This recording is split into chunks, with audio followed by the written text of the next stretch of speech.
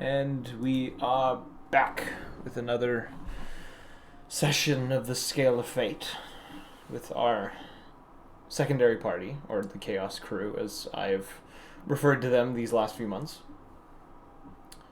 So previously, in your last session, you had broken the news to Magnus about the fate of Trinket's father before gathering your resources and preparing to begin the trek to Bloodkeep. Discovering a blizzard had overtaken you along the way. And after a day or so of traveling, meeting with the Topaz Dragon, who promised that he would help the priestess. And upon meeting with him, being intercepted by Glasmere the Blizzard, the adult white dragon that was known to cause a bit of issue within the meat grinder. After a, can't say long battle, but a very intense battle between your party and him, he managed to escape using a death ward of his and retreated back towards the north, where Errol was able to get a vision using his key to look into the fate of this dragon later that night. And as you all rested in the night, kind of regaining your strength from everything that happened,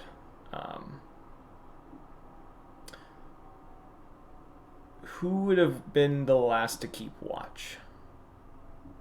I'll let you guys pick. Magnus. Okay.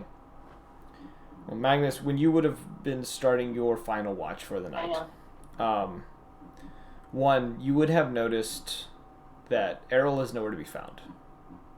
Where his pack and his bedroll were, there's nothing but a small piece of paper that he left behind that just states that he is pursuing the dragon and he will meet you in Bloodkeep when he is done.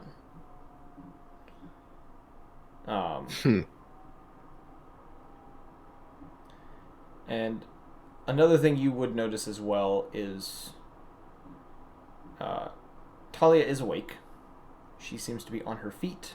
She seems to be kind of hovering around the entrance of this cave that you all stayed in for the night. No one else is awake at the moment. It is just, no one else is awake at the moment that you can really tell if they're awake or not, except for her. Magnus is going to go out to the mouth of the cave to speak to Talia. Okay. As you kind of approach her, she kind of glances towards you, doesn't really say anything, and you do notice that she's kind of holding on to, I can't call it a holy symbol because it's for a demon, but, a religious symbol of sorts. Kind of the one that she normally carries with her to use most of her magics.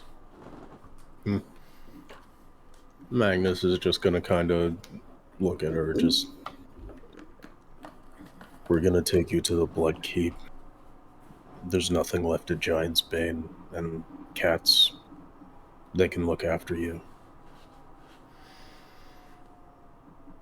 I figured there was nothing left there when I woke.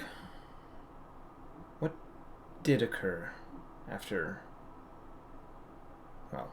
my death? Someone cursed the well. A hound of blood. It fed off of everyone there.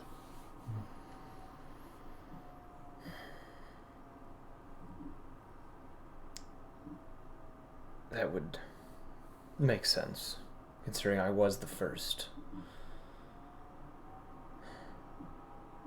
It's unfortunate.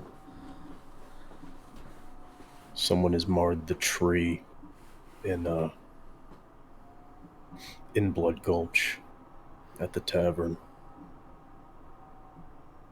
In what way? A magical rune of some kind. Sickened the bark. Probably a sort of blood magic. Hmm.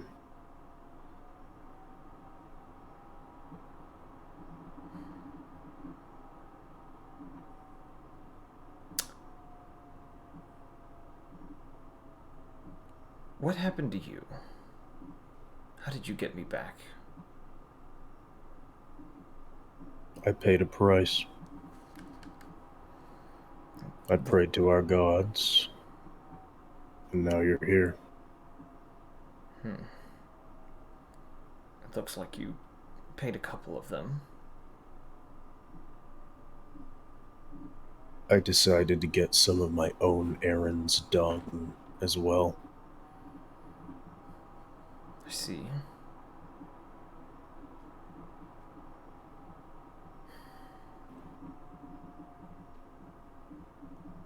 Where had you been before you came back here? I was further north in a mountainous place. Raiders rarely follow the coast that far. Armies too well organized. Some kingdom. I don't even care about the name. You were gone for a very long time. You do realize that, right? We're always gone for a long time, Talia. The only difference is I can't remember it this time. It was almost 5 years.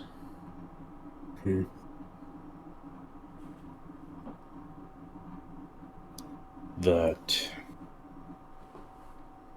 I don't know what happened. My only assumption is that maybe I lost control. It's possible, though there is something wrong in the world at the moment. I was looking into it before, well, everything happened.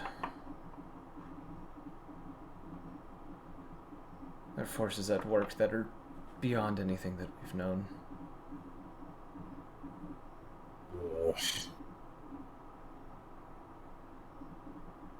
Why must they waste their time on our continent? They're petty wars that's just supposed to be profit for us, but instead they come after us. We've done nothing. At least nothing warranting subterfuge. Dealings with creatures like dragons. It's not only them. There's forces like theirs come and go, but there's something else that's lingering.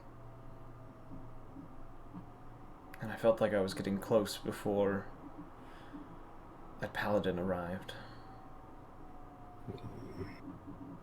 He was clearly... Do you know who they were? All I know is that he was from Sarthdag, and that's it. And he also stated that he was sealing his duty through our blood. But I'm not entirely sure what that meant.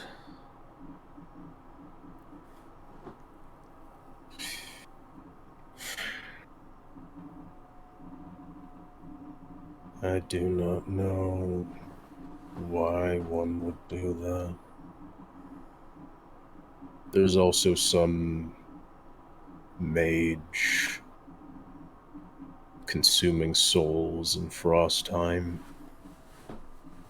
We chased them away, but I don't know where they are anymore.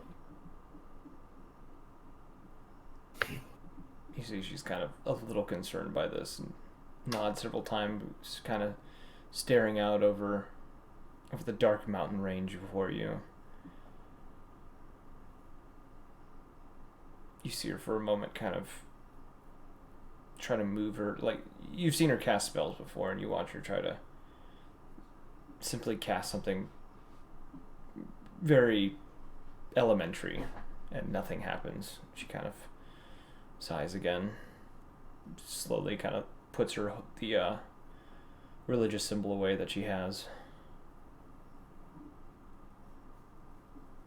Slowly kind of glances back towards you and says,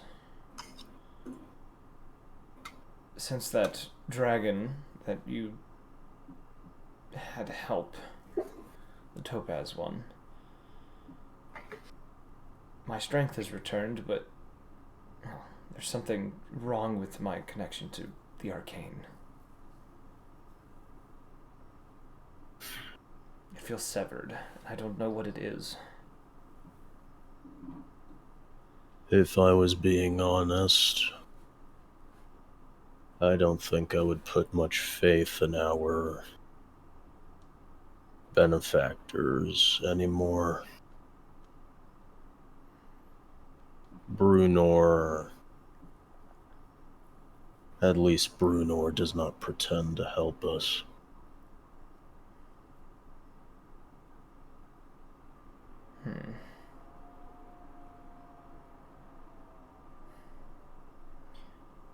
Do you by chance know what the deal was that you made to get me back? What was the price? A piece of my soul. Piece of my soul to replace the one you lost.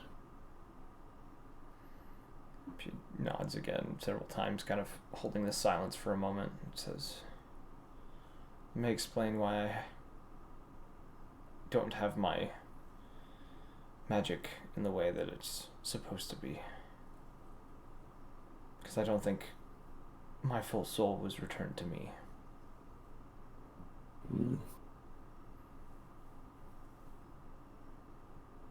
I think with time, though, I should be able to get a portion of it back.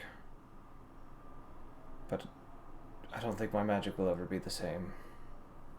Just focus on getting better. Alright? I have too many things to worry about. Too much family to worry about. She gives you a nod. Kind of looks back out over the mountains again. Kind of holding a silence. It almost feels like she just doesn't know what else to say to you. And she does seem to have a lot on her mind as she's trying to figure things out right now.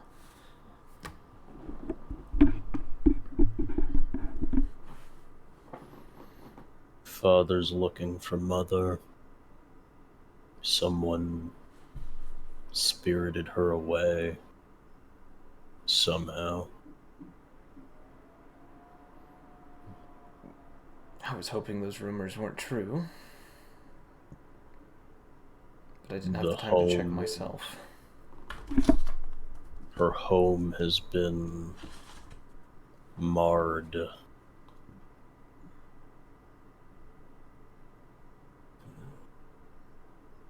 I see.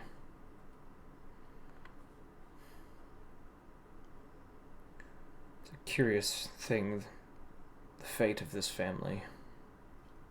The things that seem to have become of us, each of us.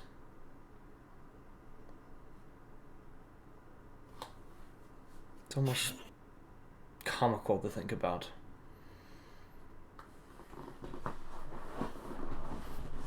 Sister, once I finish my work,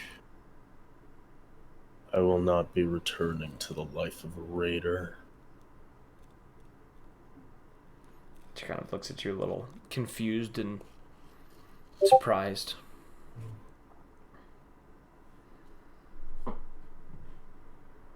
She says, "And what reason is there for this?" Raiding is simple. It makes sense. It's a way of life, but I've been stuck with these adventurers for too long. I've been put through trials, and giving up a piece of myself was the last straw. I'm going to, once I believe I've done everything that needs to be done, I'm going to join Cass, or I will find myself in the Nine Hells trying to kill the bastards I made deals with. I don't know which will come first. I see.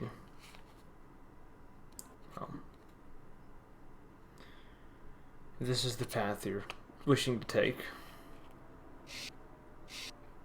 I'll be willing to help in any way I can when the time comes. You only need to be better. I do not have the illusion that I am good. I simply do a job. So I need you to be better. You're the only one directly related to Mother. And even when she says she doesn't need it, someone has to be there for her.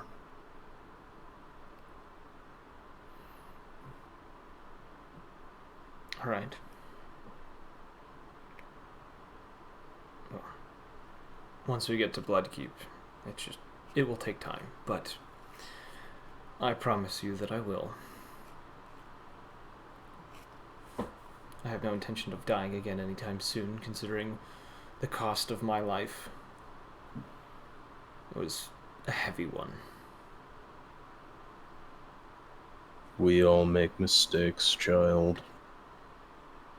The important part is learning from them.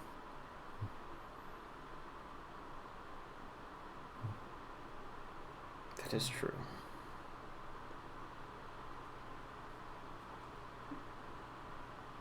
She kind of slowly turns back and kind of heads over to where she had been laying before and kind of sits down on it. Almost seems to... I guess the closest thing it'd be is like meditate, almost. Kind of sits down, kind of closes her eyes, and just sits there in silence. Magnus is just going to wait for the rest of the party to get up, and as he does, he's just going to stay where he's standing, just kind of letting the cold wind kind of brush past his face. Okay. Yep. So everyone else kind of, as the sun begins to peek through the mouth of the cave. No, you guys saw sunset. It wouldn't peek through the mouth of the cave. As light starts appearing at the mouth of the cave, not going in, but kind of the mountains outside beginning to glow, the ice upon them reflecting some of the sunlight, lighting up a bit of the cave. You all begin to stir. Those that were sleeping.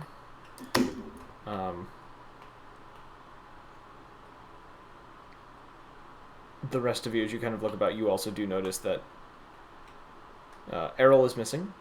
Leo is one of the last, obviously, to get up, and you see that the priestess that you guys had been pulling on the makeshift sled seems to be up and somewhat active. You do also notice that Errol left behind Toothless, who is sleeping where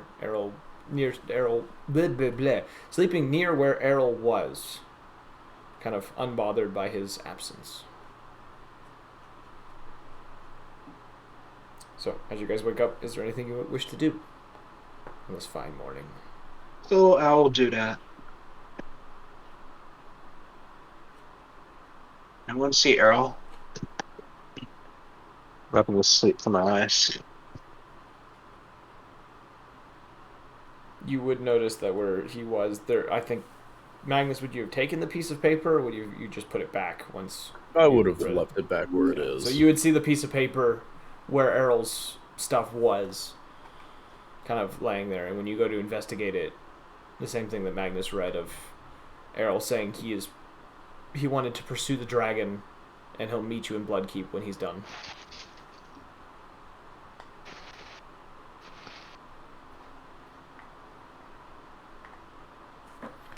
And as kind of you read this, Cal kind of looks over your shoulder to kind of get an idea of what the message is himself. And as he kind of sees it, he just says, I figured as much that he would try something as drastic as pursuing that dragon after we've defeated it.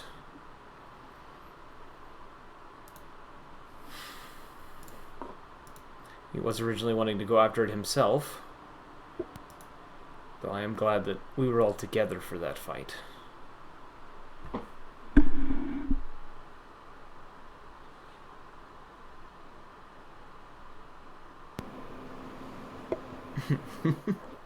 Everyone's so quiet tonight.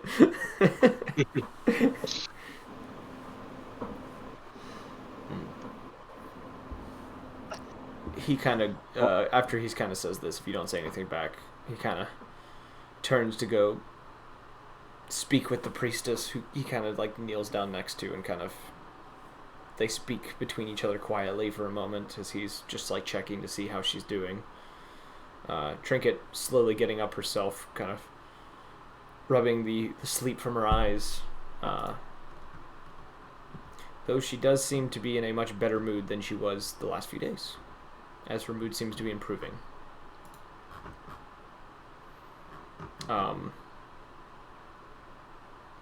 Any other RP that we wish to do before we travel?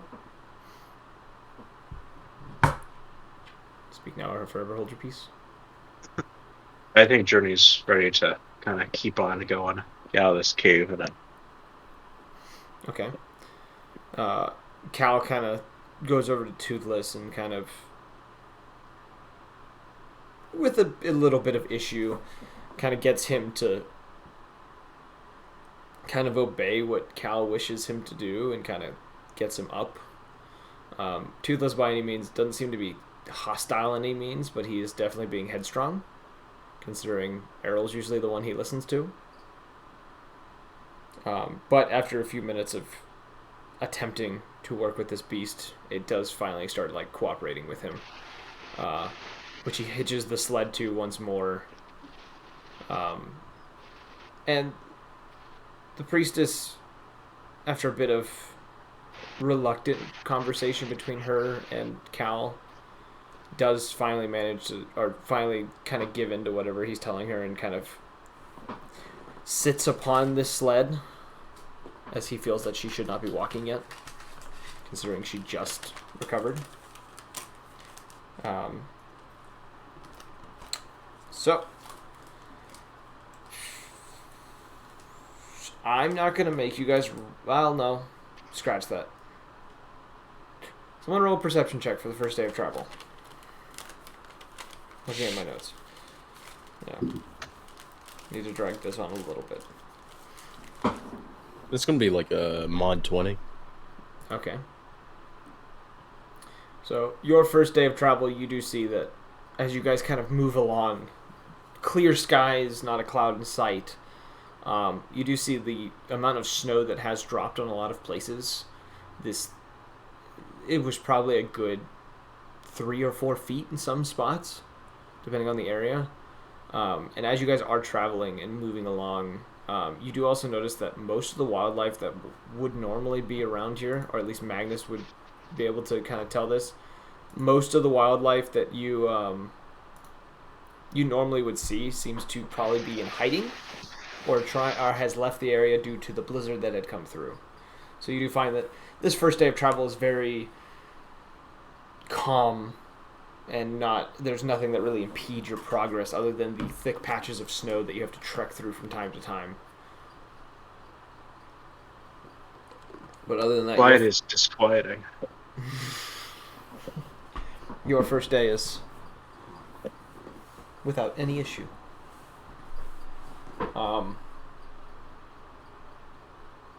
And as you guys kind of rest for the night,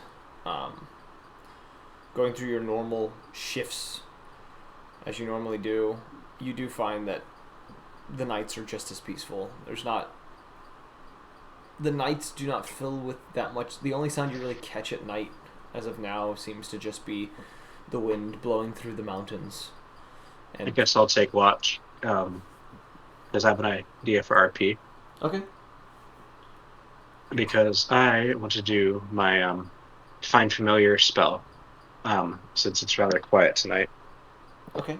So as you were taking the first watch for the night and kind of relaxing, kind of molding the spell for the first hour of your watch, what is it you are attempting to do?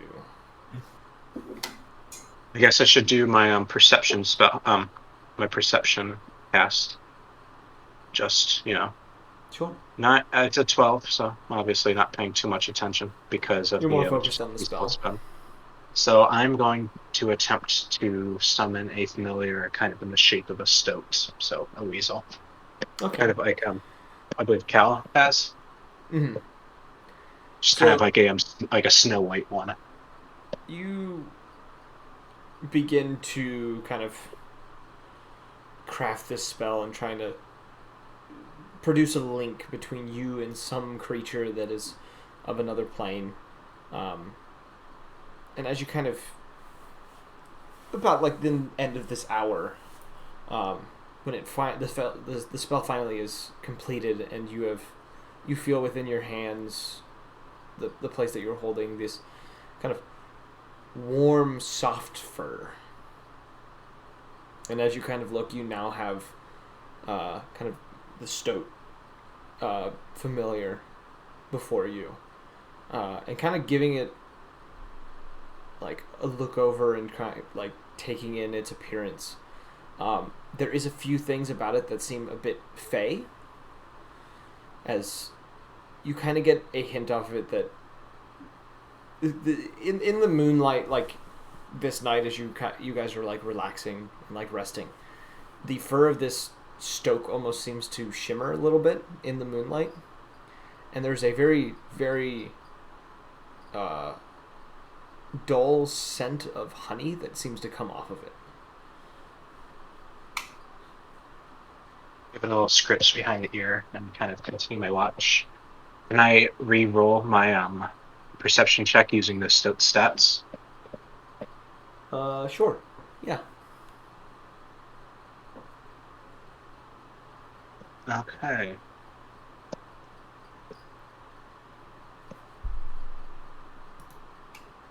So, okay. I'm just pulling up the stat sheet quickly. So, perception is keyed off of wisdom. So, Are you using the weasel stat block? Because I don't think there's a stout one.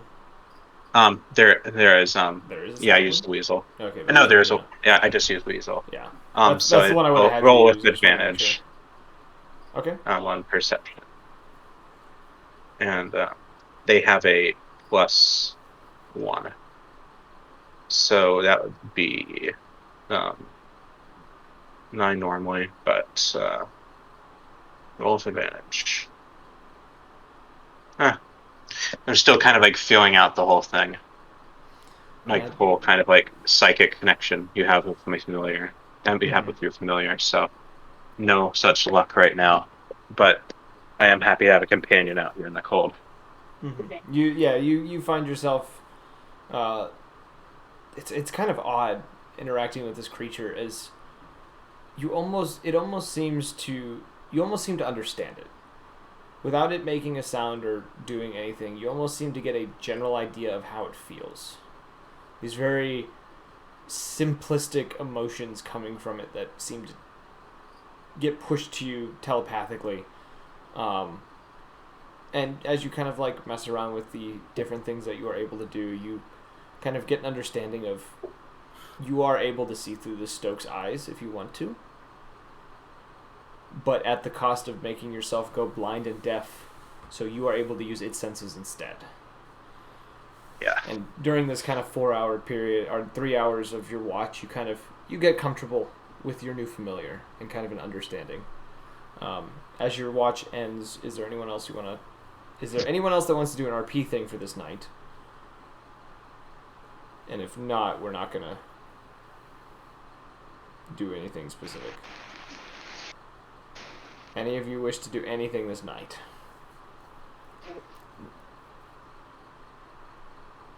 I'm gonna take that as the silence is a no. All right. As watches go on after this, and you all kind of acquire your long rest for the night. The next day comes, and you begin to travel once more southwards, moving your way through the mountains and through various paths that Magnus has traveled a few times in the past.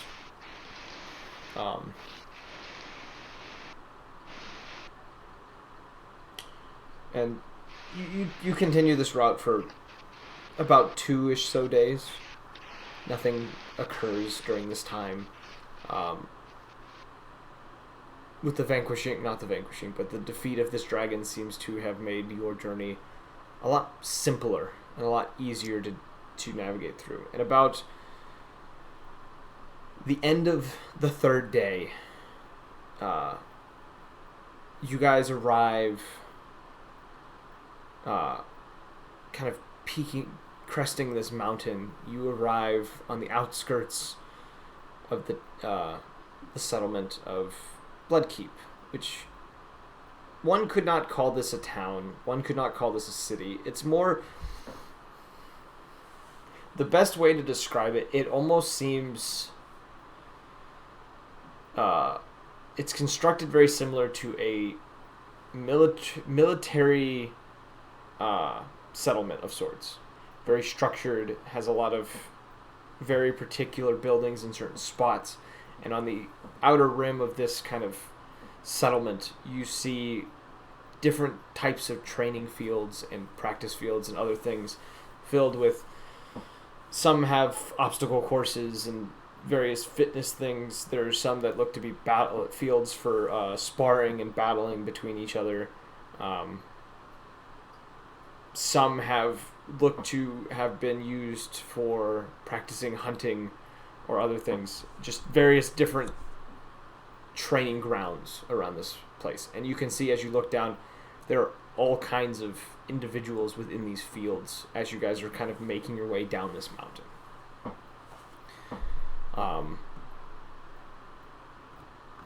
Magnus, this is a very familiar scene for you, as you once spent a great deal of time practicing and training within this place, honing your skills as a warrior and becoming the raider that you are currently, and the person you are currently. The rest of you, it might be a bit... What's the word I'm looking for? Based on what you've seen, it's nothing crazy by any means, but it's definitely a lot more than you were expecting out of this place.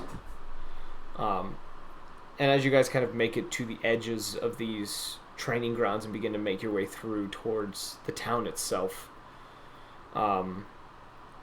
you do see a lot of these individuals kind of giving you guys different looks, some of confusion, others there are a few looks of disdain amongst those that are training. Others, there's a hint of curiosity, as your group does not exactly look like the type of people that would enter this place. This is definitely a place that is not meant for softer individuals. And I assume Magnus is probably taking point.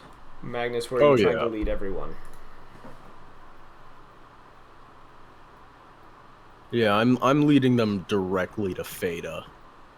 Okay. You all... No, I get the feeling we're not wanted here. Oh yeah, do your RP. Sorry. Sorry to interrupt you. Just Magnus just kind of like tilts his head down to the others. Just don't show weakness. They jump at weakness, and if they wish to spar, you can say no. Just hope you don't run into them again. They'll keep asking. Cal kind of lets out like a nervous chuckle and just says, that's good to know." And you can see he's ever so slightly, even though it is freezing outside, the slightest sweat running down the side of his face.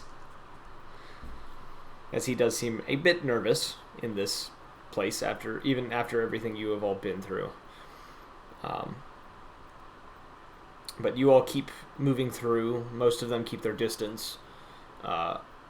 Those that do look like they want to kind of like there, you can definitely tell there's a thought of like approaching your group, but then they see both the priestess, who is now, as you guys had entered the town, had removed herself from the sled and is walking alongside Magnus, and then Magnus, and they quickly kind of go back to whatever they're doing, feeling that confrontation is not the thing they should do right now. And as you all kind of move into this town and kind of move along, Magnus leads you to this. The building's not extravagant by any means. It's slightly bigger than some of the other ones, and it does seem to be kind of center of operations, I guess you would call it, for this town. Kind of where you would assume the Jarl would stay. It doesn't look any different from any of the other buildings. It's just a little bigger.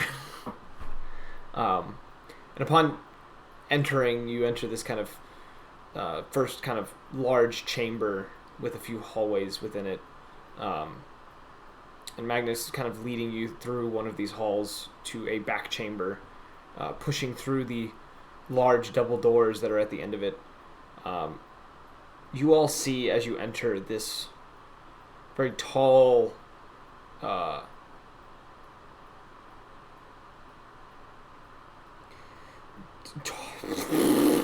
blanking out on this Goliath woman. I was trying to think of the damn name, and I was like, what the hell am I thinking of? This large Goliath woman kind of standing near the center of the room. You do see in one hand she has probably what look to be 4 or 5 large throwing knives of sorts. And you watch, as you enter the room, you watch her throw one of these knives at what looks to be a half-orc that is kind of pressed against the wall, who unmovingly stands there as the knife digs into the wall just inches from their face. Magnus, you would recognize this as a training that she likes to do with people. She treats it as a game, but it's used as a training to help raiders lose their need to flinch when things come flying at them. Something that you're very well acquainted with, as this was something she enjoyed doing to you a lot. Are you still doing that, Feda? She kind of turns, at first kind of, not irritably, but kind of authoritatively? I can't think of the word. You know the word I'm thinking of. Hopefully. She kind of gives you a look, though, and when it takes her a moment to recognize you, and she kind of gives you a smile and just says, "Yes, Magnus, it is what I'm still doing. I find it to be quite fun, and they find it to be useful." Kind of gestures to the half-orc, who kind of looks to her before she kind of gives him a gesture to make his way out of the room. He kind of slowly moves himself, or not slowly, but kind of like without, in such a way that he won't cut himself on any of these blades that were practically pressing against his skin against this wall, shifts away from it, and then walks out the door. As he walks away, you guys do see a very, very solid outline of this individual that has been created with about probably 30 or 40 of these knives. She kind of moves over to this kind of crate and kind of sets down the rest of the knives that she had. Turns back to you, Magnus, and just says, "It's been a while. I was wondering if you would ever come back and see me." I didn't know where I was for a while there.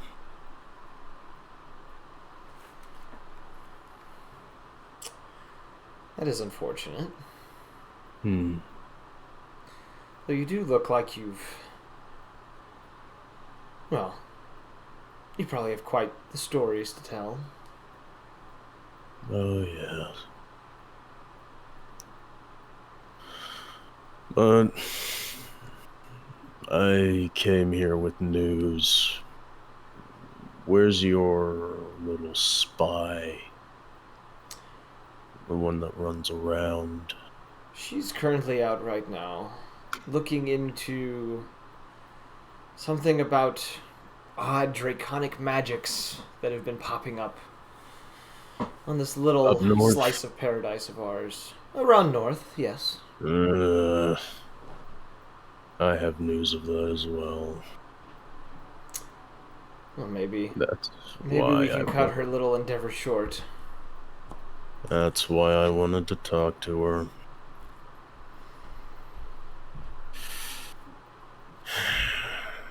Where can...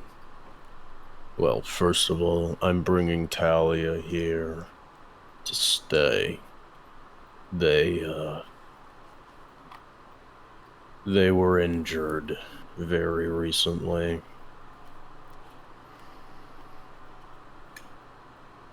She kind of glances over behind you, and Talia is standing kind of behind you. She's not by any means trying to hide, but she's not trying to make herself super known as well. And she just says, "Well," or not Cat, Feda, naming like 15 different people.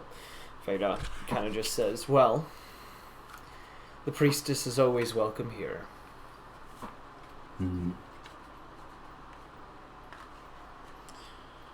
What kind of injury is this, if you don't mind me asking? Death. Ah, yes.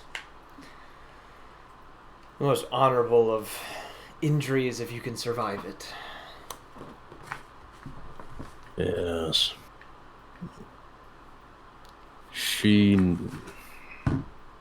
Giant's Bane has fallen. That will have to be dealt with at a later time. You see the smile on her face just instantly vanish. She kind of takes on a more serious look and just says, "Has it now? Yes. By what means?" A well was poisoned. The well was poisoned. I didn't know that was even possible. A beast made of blood spawned from it, fed off of whatever it could. Not much living there now. Well, I would assume, based on your description, that would be the case. I will have to let her know about this. Maybe she knows something. Maybe.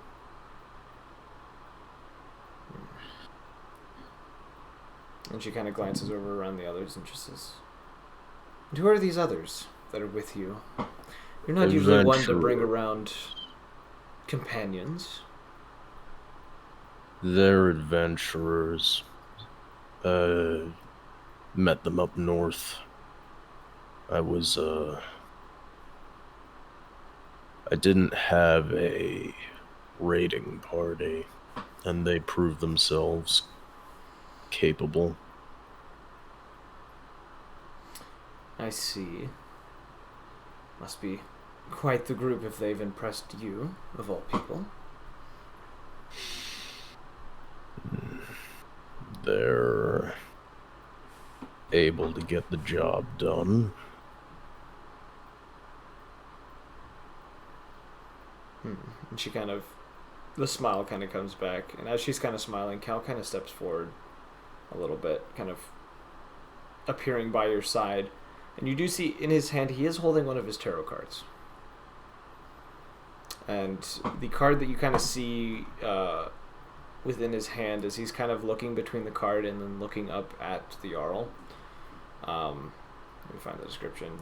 You find the card looks to almost be upside down, but it looks to have on the top of the card this mirror that is producing this distorted image of a moonlit sky. And on the bottom where his thumb's kind of holding shows that sky that it is trying to depict. And as he's kind of looking between her and the card, and you can tell he's doing a lot of thinking himself, he just says, "It's an understandable form to take in a place like this." You may be a soothsayer, but there are some things you don't talk about. Fair enough. He slides the card away. There is a moment she doesn't glare at him, but she does give him kind of a look of it, like she's kind of intrigued of him. And there's a long pause before either of them speak, as they both kind of stare at each other, and there's a few times that he kind of makes motions as if he is talking, but he has not moved or opened his mouth in any kind of way. And after probably about a solid minute of this, she finally looks back to you, Magnus, and just says, "Are you planning to stay here? Or do you have other places to be?" At least a night. It's proven to be difficult to traverse here with non-natives, so they'll need their rest. Well, I can only assume. And, no. The Archmagus has a list of... I do not wish to call them demands. However, it's repayment for actions done to save a friend. So, I see. I'm supposed to deliver this list.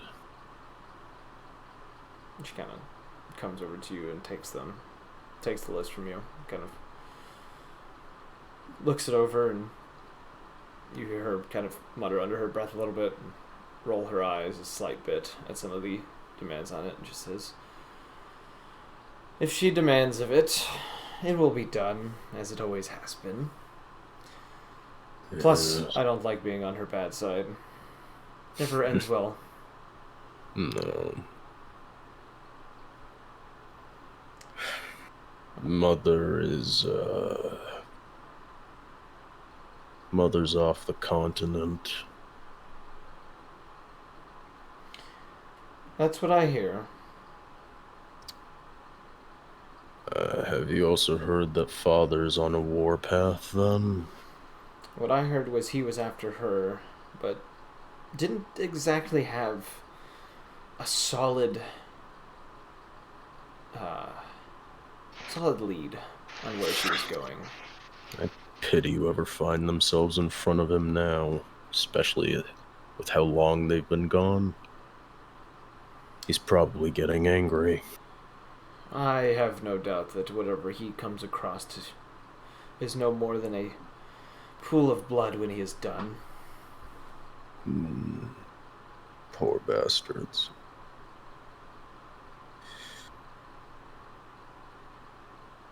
The information up north, what your spy is probably looking into.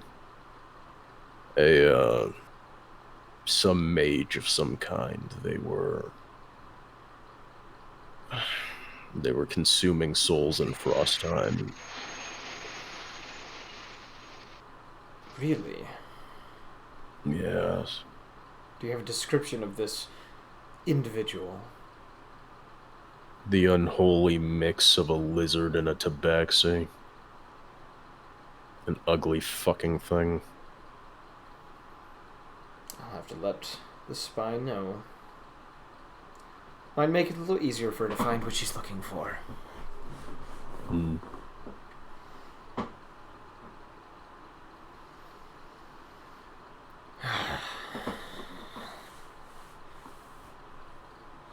Have you noticed any odd individuals in the mountains that aren't supposed to be here, by chance, as you've been traveling along? I've noticed a lot of odd individuals in general. Had to fight off a dragon, for one. A dragon with some actual sense to not get into our territory was made a deal with. But none. Mages, cultists of some kind. They traded something with a dragon. That was while we were trekking up north. That was a while ago. Those do sound like the individuals that have been spotted quite a bit. No. I think most of them have been disposed of by this point. At least there's that. There was another one that's avoided contact, for the most part. One wearing an odd beaked mask, running around with a pair of birds. Do you know anything of this? Some thief met them after we spoke to the Archmagus. I don't believe I've spoken to them since then.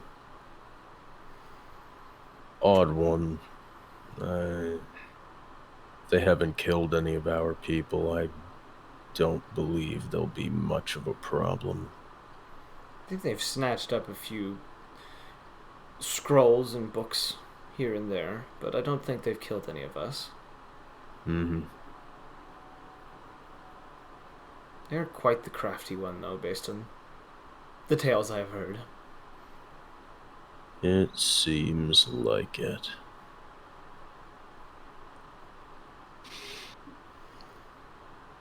Well,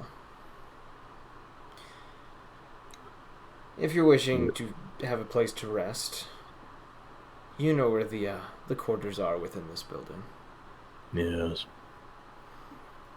They aren't being Fada, used.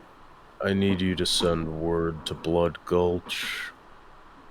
We're going to need a ship to the mainland.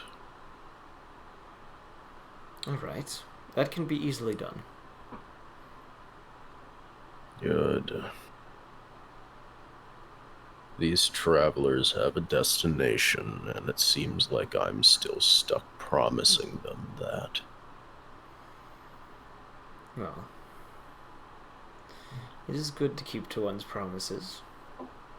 Exactly.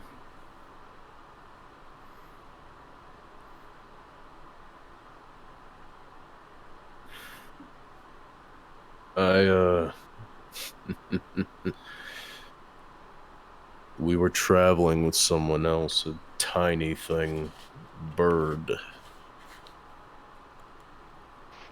I sent him to Zephyr to learn some real fighting. And how was that for him? He got off easy, at least compared to us.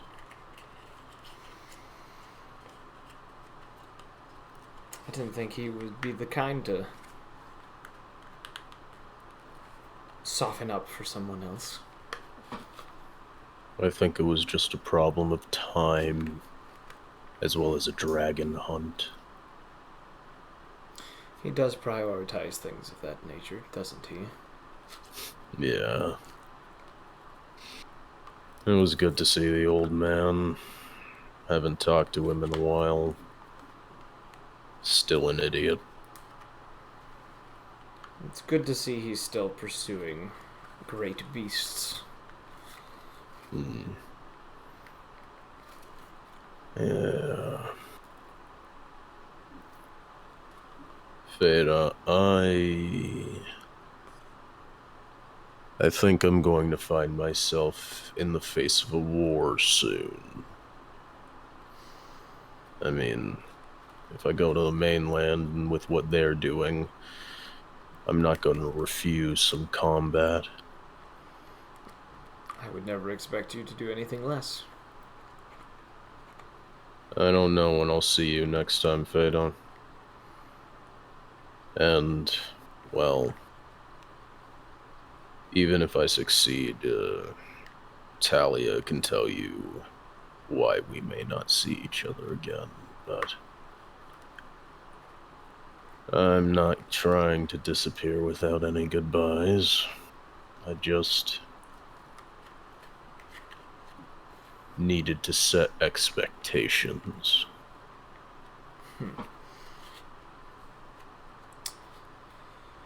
You haven't changed. Except for, she kind of gestures to your kind of just everything, which is kind of, except for your appearance.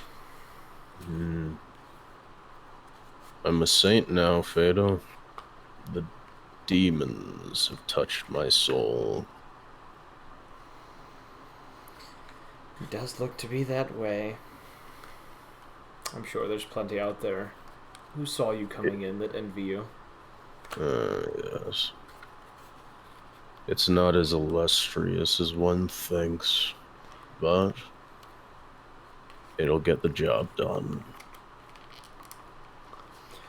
I don't think anything that we do is luxurious by any means.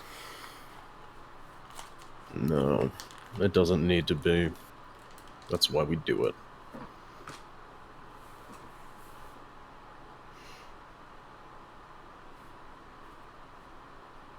Well, Alright. The rest of you, why don't you introduce yourselves? Let our host know who they're catering to. Cal just kind of gives her a kind of half bow, still contemplating what he has kind of figured out, plus what you have told him, and he just says, to her, the name's Cal Ameth, Bard and Hopebringer. Someone that was never meant to be on this island, but here I am. Journey will go next, and she'll say, Journey, that's what they call me. Also a bard, now a cleric, and that's my life story.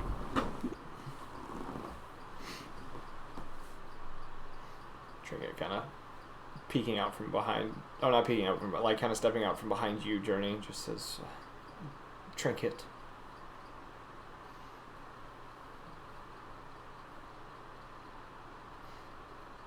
He's a rogue.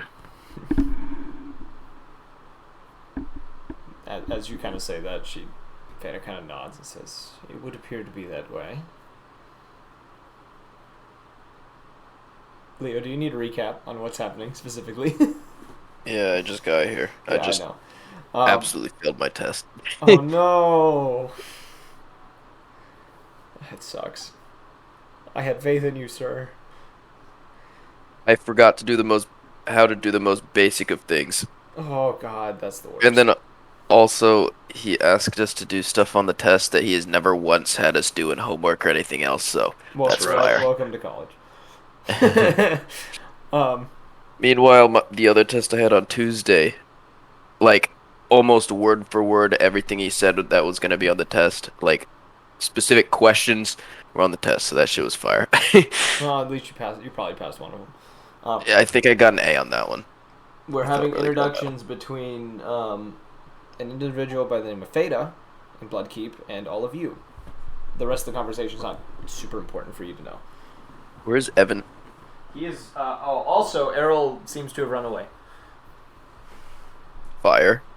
But like literally though, where's Evan, or is he just because he ran away? He's like, nah, I'm not attending. We talked about it. He has a solo session. He's gonna be doing his own thing sometime over the next few days. Wow, that guy. He said he was hunting the dragon. That's what he wants to do. Is that what he told our characters, or he left a note that's that just just you says, telling us? "I'm pursuing the dragon. I'll meet you in Bloodkeep." And he left Toothless with all of you, so Cal's kind of taking care of Toothless. Yo, can I pet the doggy? It is familiar with all of you, and it's not super hostile to any of you, but it is very headstrong when it comes to any of you, except for Errol. I know, I was joking. Anyways, Um, so we're Introducing yourselves. introducing to each other. Feda. So how did we meet Feda? You walked into her office. Where are we? Hold on, where are we? You're in Bloodkeep. Okay, so we actually made it to Bloodkeep. Yeah, you made it to Bloodkeep. Why did we walk into her office? What does she do? She is I don't the know who leader of it this is. town, which is like a military type town. Like it is a Military town of town. soldiers. A town of soldiers, Or, my kind of this would people. be raider. It would be raiders, but yes, it is soldiers. Even better, my kind of people. That's a joke. That's a joke, everyone. Hold on. I'm trying to find the map of the world. Farthest real south quick. town. Oh, okay. Nice. Where were we? Were we in Wintersbane? Yes. Okay. Well, you weren't in Wintersbane. You were 3 days journey away from it, so you had made it halfway. But that's where we last came from? Yes. Like the last town? Yes. Okay, can I get a recap on how the introductions have went so far? Cal said, I'm a bard, of course, though. You've heard them. Like, it was Yeah, I from know, I Cal know. forward. Me literally, though, I didn't hear them. Cal introduced himself as Bard and Hopebringer and gave his full name. Trinket just said, "I'm Trinket." Journey said she's a rogue, and then Journey introduced herself as a cleric and a bard. I'm gonna do Magnus doesn't have to because he knows Feda. I'm gonna do an insight check on her. I want to see her general vibe. On Feda? Sorry, that's not the. Yeah, I want to see her inclinations toward us. Sure, roll an insight check. I got a 21. There is a mix of... She's a mixture of being intrigued of all of you, as well as being a bit underwhelmed. Okay, how far away is she? You guys, this room itself is probably about like a 60 by 60 room. Pretty big room. Yeah, it's a fairly large room. This is pretty much her living quarters and her kind of center of operation type deal. She is in the center of the room. You guys are probably about 20-ish, between 10 and 20-ish feet from her. All right, I'm gonna walk up to her, and then I'm gonna reach for her hand with a smile on my face. I'm gonna wait for her to put her hand out because I don't want to grab her hand. You know what I'm saying? All right. What does she do? She looks at you kind of suspiciously. Kind of looks down at your hand. Kind of looks at you again.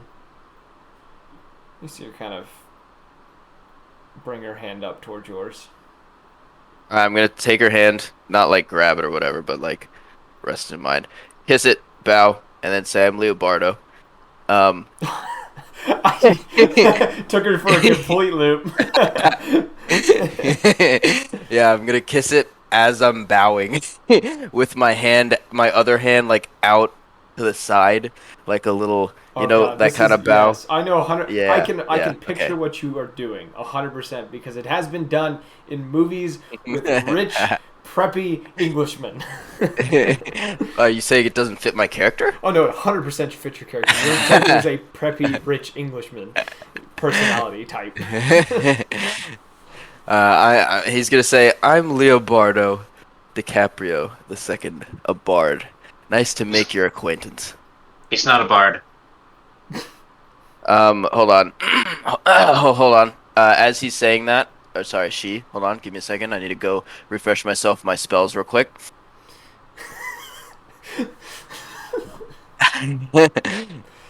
Oh my god. I'm gonna. Yeah, I could tell you missed me. All right, I'm gonna cast. I'm gonna cast Mage Hand with subtle spell. Yeah. And just have the Mage Hand cover her mouth. Journey, you feel as if a hand has been put over your mouth. Um, Fada kind of still letting her hand sit in that position that you had kind of held it in. There's a mixture of emotions. She's, it's not quite disgust, but it's like she doesn't exactly appreciate this, and she's also extremely confused. My goal. The second one, not the first one. Let's make all the ladies uncomfortable. Yeah, kind of. Well, I guess you wouldn't really know that, would you, though? And then she kind of just pulls her hand away from you. Oh no, I would have let go after the bow. No, I mean like after you let go, like her hand was still there, and she kind of pulls it away. Oh, Like, gotcha. as you let go, she pulls it away. I think you were the last one to be introduced. Yeah, you're the last one. No, and then as she pulls away, she looks towards the wooden mask wearing lizard. Oh, Doesn't say anything, but oh, and looks directly Draka, at you. probably. Right. Yes. Draka, he's an artificer. He does stuff. He is stuff. He doesn't talk much. And why the mask? We don't know. Strange kinda fellow. Like one day we woke up, he had a mask on his face. He never talked about it. Then again, he doesn't talk about anything. I forget he's here most of the time. He certainly seems like an interesting individual. Someone with quite a few secrets. I guess if you count secrets as interesting, other than that, he's not very interesting. He's like a fart in the wind. You never know he's there. Those could be the most dangerous. Yeah, but we were talking about interesting, not dangerous, so... Things that are dangerous are interesting to me. Epic. How else do you think we would have as many warriors within my town? And how else would Magnus have become what he has become? There's a lot of choice words for what Magnus has become. He probably drink his milk every day.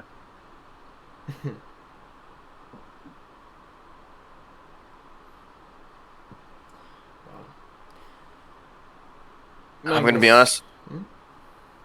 I was just gonna say I did not hear what Jordy said. Oh.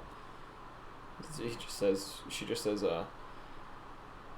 Magnus knows where the quarters that you'll be staying in are, if he wishes to show you them. And if this conversation is over, I have a few things that I wish to attend to, as well as, and she kind of gestures towards Cal and says, I'd like to speak with you further. You intrigue me. Kind of gives her a nod and kind of looks to you, Magnus. Kind of shrugs. Boring, silent type is your type. Interesting. I'm gonna walk away. Okay. Magnus, are you showing everyone else to the chambers?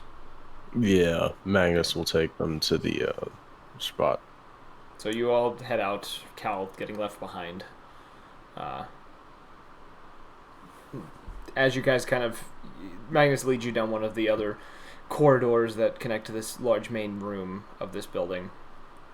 And as you kind of push through another set of doors, you find what would be the equivalent of a barracks room, kind of like what you would picture like how boot camp is depicted in movies and how it actually is, where it's just several not troughs, Cots. Cots. Yeah, cots in a row, like rows. There's probably Yo, about we 20 could in get in the total in king this room. treatment. All right. As you guys kind of begin to get settled within this room, Trinket finding herself one kind of... You notice she kind of positions where she picks is kind of somewhere between, like... She's close to, like, 3 different windows that she's kind of figured out she can get through. Has kind of set up herself in that spot. And as you guys are also getting settled within, like, during the time, Cal does return after about probably 30-ish minutes. I thought she was talking to Andraka. No, I said Cal. Yeah, I know. I realized after I walked away. Can we wipe that from the history books? Because I thought she was talking to Andraka. Sure, we can retcon that. Why not? Yeah, but he returns kind of thinking to himself as he kind of enters. He doesn't quite notice, like, any of you look towards him as he kind of enters the room. And he kind of, without saying anything, kind of picks one of the cots near the door and kind of sets down his things. Can I call out to Cal? Yes. Yo, what was her future? You read it, right? I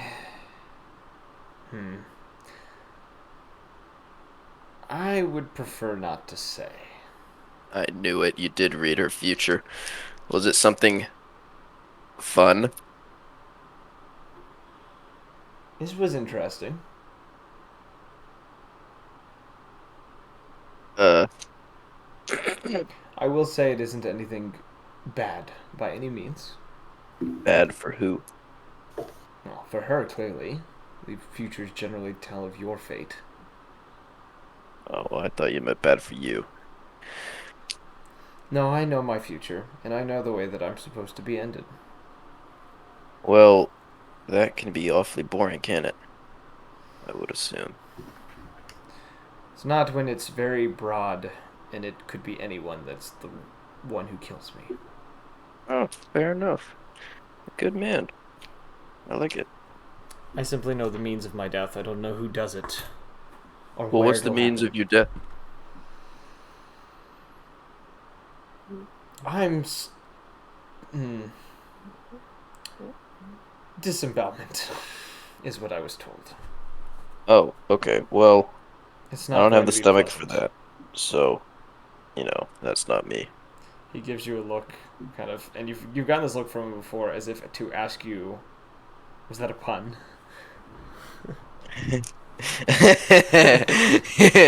Slightly. I only. As you kind of giggle to yourself at the realization of what you did. No, it was actually slightly a pun. Like, I thought about it, and then I was like, that's a pun. Then I said it. Yeah, as you kind of show that, you clearly were planning this, he kind of shakes his head. Slightly disappointed, slightly like, that was clever. And kind of begins to, like, set out his stuff and prepare for resting for the night. Classic puns. Gotta love them.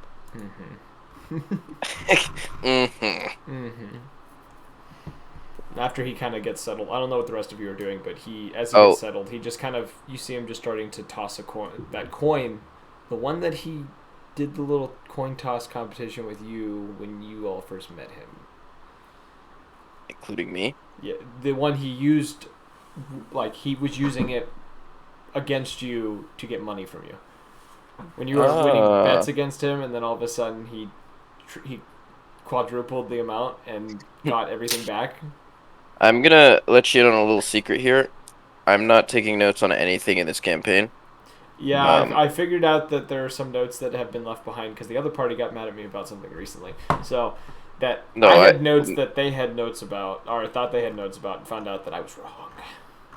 Yeah, well, my character just straight up. I mean, I'm not taking any notes on anything because I feel like that fits my character more. Yes, you would recognize this coin. That's all complete I'm opposite from the stand campaign. I take notes on everything. Anyways, I want to ask Cal a question. All right. Can you help me um better my uh dexterity of my fingers? Holding it, and I'm gonna hold out like deck of cards, and then also like gesture to his coin and shit. Are you talking about any kind of? I'm actually gonna roll a check to see if he can do this. He can. This is you talking about things like this, and you watch as he begins to roll the coin around in his fingers, and then he makes a weird movement, and the coin disappears, and he kind of holds his hand out. Yes. I just pogged. You just pogged. As you're doing that, he reaches behind your ear and pulls the coin back out. Pogging basic, again. Yeah, basic magic trick. He says, Can I do an investigation check to figure out what happened? Sure. Roll an investigation check. My investigation is 0. And I got a 6. Got a 6. Magic. He has blipped this coin into existence. You have no idea what happened. It would have been funnier if you said, yeah, so he actually like created a hell portal behind you and pulled it out of the 9th fucking 9 hells. level of hell. 9 hells. Yeah, but he does agree. He will help you with your sleight of hand. Go. Do we have to continue conversation, or can I just get into the rules? I can continue the conversation if you want. You can continue the conversations if you want to, but you just give me the rolls. I'm giving you for the night. You would get 2 rolls. On advantage or just in general 2 rolls? With advantage because he's helping you. Okay. Epic. So that is a 11, but that was not with advantage. I'll take the 11 because that other one was a nat 1. Okay. Oh, What's the next one? Fail probably. And then the next one, okay, that's a significant, not significant. Oh my god, 14. You struggle with this. You don't really feel you make any progress trying to do this. As you have been practicing with the cards, you find that you're not as dexterous in the fingers as you were hoping you'd be. No. And he kind of, as this is happening too, you do see him make a few mistakes as well, where he like accidentally drops the coin and catches it. He's doing better than me though. Yeah, he's still messing with tarot cards all day. Seems to have given him some sort of dexterity with his hands. That's what I figured. Yeah, so he's fast enough to, if he does make a mistake, he can catch himself really quickly.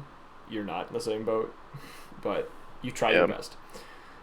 Anyone else want to do any RP during this night as you guys are preparing to rest and then resting?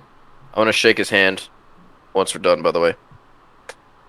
And then nod with a agreement. Yeah, he shakes your hand. Thank you, sir. I'm straight to bed. Okay. Yeah, what can you expect, Tyler? I'm the RP man here. We were getting RP done when you were gone. It's just it's a different type of RP. There's just different. You all have a different level of RP.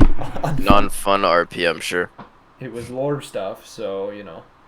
Oh, it was lore stuff, eh? Yeah. Well, this character is all about not doing lore, so boom. Yeah.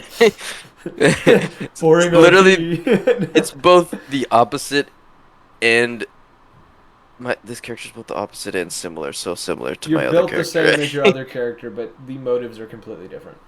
Like fucking inverse. Anyways. Inverse. It's the inverse of that. So the rest of you just sleeping for the night. And Draco probably sitting in the corner. Is it a long rest? It Just would be curled a long up rest. to my familiar. I'm on the roof. Oh yeah, you would have gone back outside and crawled up onto the roof because that's what you do. Can I actually go up onto the roof with him and cuddle? Is it cold outside? It would be cold outside. It's the middle of winter. Where's the equator on this map? It's the black line. Yeah, as soon as I said that, I saw the black line. That's generally how it goes. All right. And this fourth day passes. You all resting for the night. The morning. The night's uneventful. You know, you're sleeping in a military. Essentially, a military town. You are not going to be attacked by anything unless the soldiers decide to attack you. But knowing that Magnus is here, they probably won't go anywhere near you. Right, is everyone awake? Yeah, you all wake up the next morning, the sun peeking through the windows. I will say, Talia would have moved to a different quarters. She would have she would have known that's the priestess. Okay. She would have gone to her own separate quarters because she already knows a spot that she generally stays when she comes to Bloodkeep. So she wouldn't have been sleeping in this room with you, but she is in the building. Though yes, you all wake up, light peeking through the window. Surprisingly, Trinket is the first up this morning. Seems to be. Can I roll a Constitution check to see if I can beat her? Sure. I have a set number you have to beat if you somehow wake up before her. Yo, I definitely beat it with an 11. Let's go. All right. Anyways, since I'm the first one to wake up, You find Trinket already awake. No, yeah. You actually beat Magnus in the morning. yes. Just by maybe a minute, if anything. You wake up and then Magnus gets up pretty much All right. practically after As you. I see Magnus wake up, I want to scurry myself fully up, so it looks like I've been up for hours. You feel me? Performance check. Oh hell yeah, bro! I'm proficient in that shit. Oh hell yeah! I got a non-natural 20. So dirty 20 is what we call those. Yeah. Yes. Yeah, you appear to Even have been being awake for several hours. Let's go. Trinket seems to be in her little spot, kind of. I would assume Journey's probably nearby her. Wait, hold on. Give me 1 second before you continue with the descriptions. Since I woke up obviously hours before Magnus, I want to engage him in conversation and say, late riser, I see. Sure. So, since we're in the military and all now, should we engage in some military tomfoolery and steal from the civilians?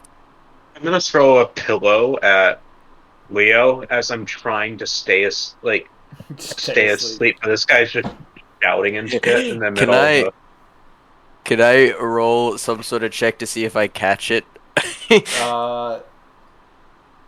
Your choice: Would that dex saving throw or a sleight of hand check. They're both the exact same, so honestly, it doesn't matter. Okay. Do I still need to pick? It's going to determine if you do succeed how you catch it. All right, sleight of hand. Okay.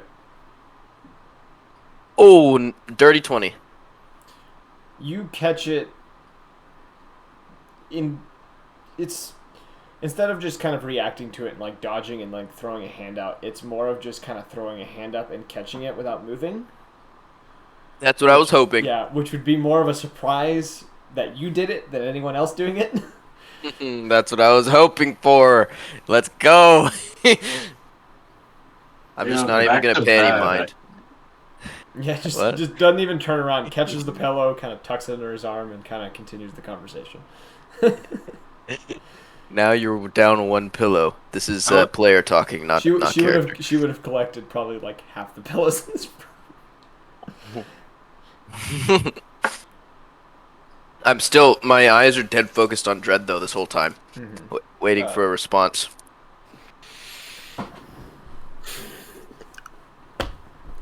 If you want to act like a soldier, go out and challenge someone to some sparring. Spar ring? There's a ring around here? Somebody probably put some boxes up to do that, sure. The Marcus Square. Shut up. You're supposed to be asleep. Yeah, I'm supposed to be asleep. Then go to sleep. I'm not stopping you. Yes, I'm you still not looking are. at you. I'm still not looking at her. You're loudly speaking into the sleeping space, Leo. Well, I'm sorry Yeah, to tell you, screw but us this. early risers, like, we can't help it. Sorry. Journey just gets up, a pillow, and just goes into like opposite end of the room, like a blanket, and tries to go back to bed. Journey, All right. what's your passive perception, real quick? My passive No, perception. don't worry about it. I was gonna cast minor illusion. No, I'm My not talking about that. passive I'm talking about perception math. Oh. is 13. Wait, no, it's 13. Same damn number. Okay. You wouldn't notice anything as you pass Trinket and kind of make your way over to one of the other beds. I'm gonna make a check on who would notice this because I could check this without asking for it because I have a way. Yo, I bet the way is looking at our character sheets. I know. I just look at the app that the character sheets are on, and I can just see all of them at once. So he Yo, won't that's see basically it. the same thing. He won't notice. What if I did an active perception roll? Well, you wouldn't know to do this. So I know, I'm doing joking. passive. I'm fucking with you. Magnus, you're the only one who would really notice this. Trinket seems to be. You notice that she has kind of like this like sketchbook in front of her. You do also notice that she has her hands down, like beneath like the blanket, holding on to something, and her head is kind of tilted back ever so slightly. She's kind of staring up into the ceiling, but her eyes look almost slightly fogged over. Yo, she's having a fucking And there is a uh slight glow coming from under the blanket. yo, she's having that sloppy toppy. I don't know if I should say that on stream. I think that's against you. And as a note as well, it's the face that she is making is one of like focusing hard on something. God damn, bro, chill the Journey, it seems language. that you need to be awake anyway. Who are you speaking to? Journey. Oh, wow. Just ignore the person you're having a conversation with. That's my character speaking.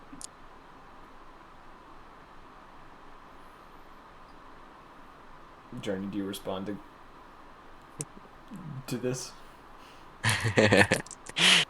I'm exasperated. Has Dread moved at all? Sorry, is that? Yeah, his Magnus is just Magnus. staring at this little scene, like almost ignoring Leo at this point. Looking through Leo, Follow his past eyes. towards Trinket. I'm gonna let the DM in on a little secret. From this point on for the day, I'm copying Magnus's actions and mannerisms. Okay. So I'm gonna follow his eyes. Am I able? I'm able to do that, right? Just You would get an idea of where he's looking because you're in an open room. It's not hard to finally notice okay, Trinket cool. in this state. Like the depressive state. Shut up, please. Is that Siri? That was Cortana. Oh, just as bad. Agreed. It's like almost it's no, almost Google like a Assistant, trance-like whatever. state, but clearly it seems to be induced by whatever she is doing. Blankets. I need to cool it with the anti.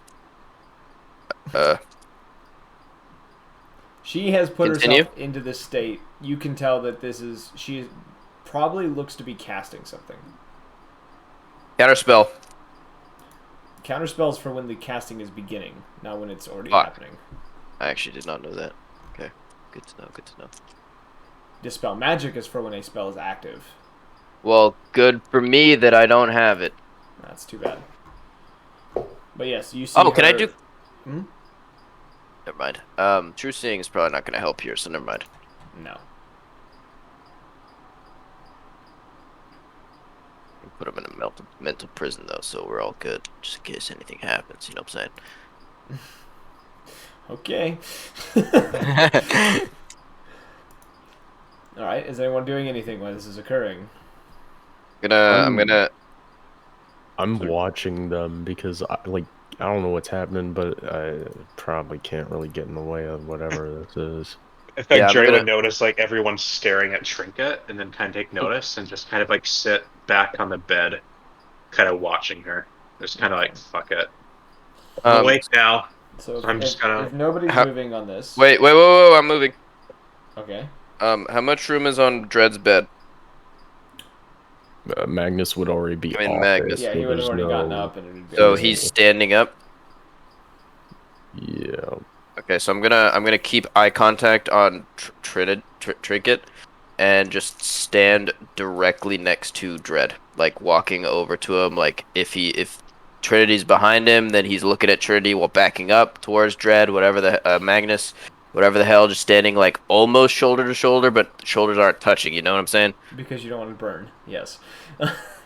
That's not why, but yeah, we'll go with that. Well, he is, caked in a. I no, yeah, I know, and Yeah. yeah, I remember that. I remember. Yeah, No, you don't. definitely.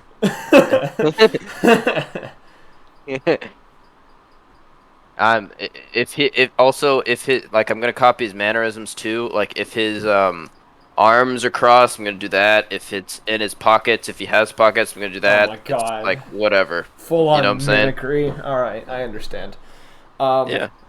So I think it's Okay. fun as fuck. So as you guys are standing there, kind of watching this happen, Trinket at a few points. It's probably for like the next like 2 or 3 minutes that this keeps going.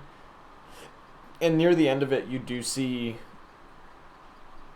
her eyes water ever so slightly for a moment. She kind of clenches her jaw.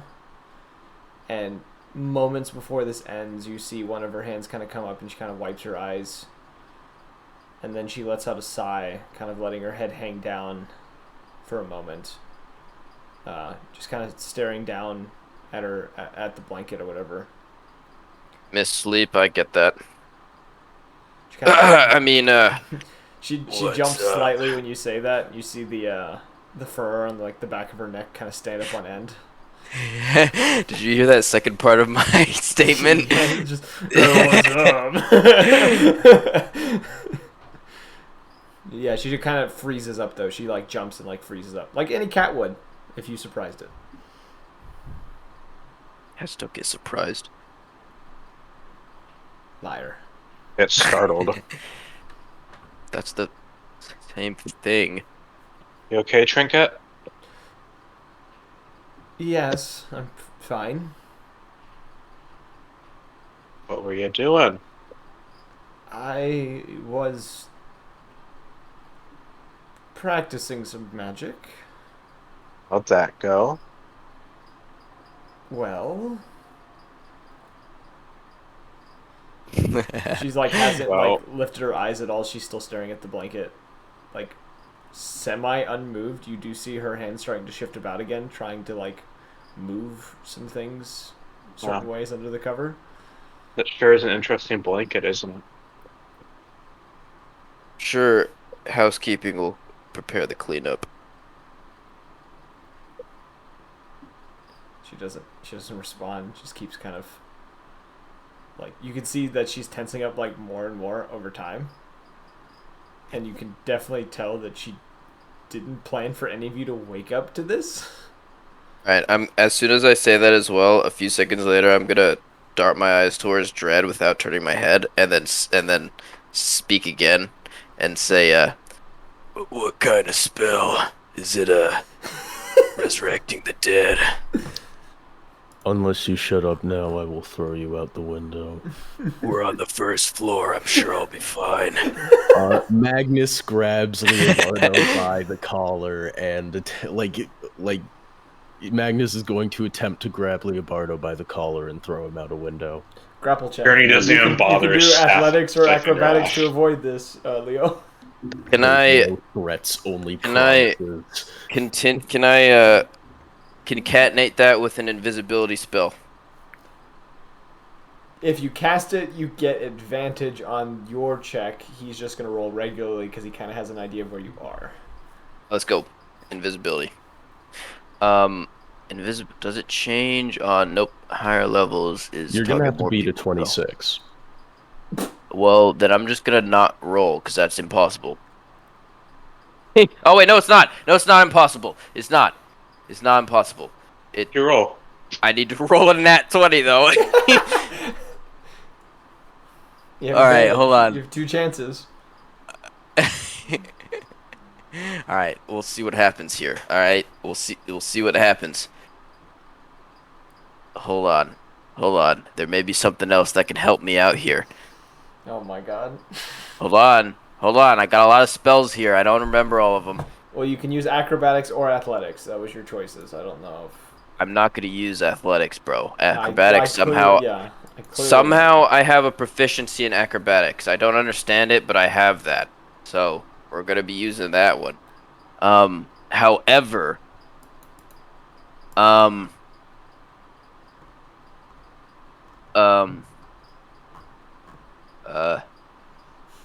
on. I believe in you. Come on. Come on, champ. You got this. I gave you a way to escape. I told you talk shit, get hit. And I'm not now you're talking getting shit. hit. I'm just copying the authority figure. You fucked around, and now you're Fucked up. finding out.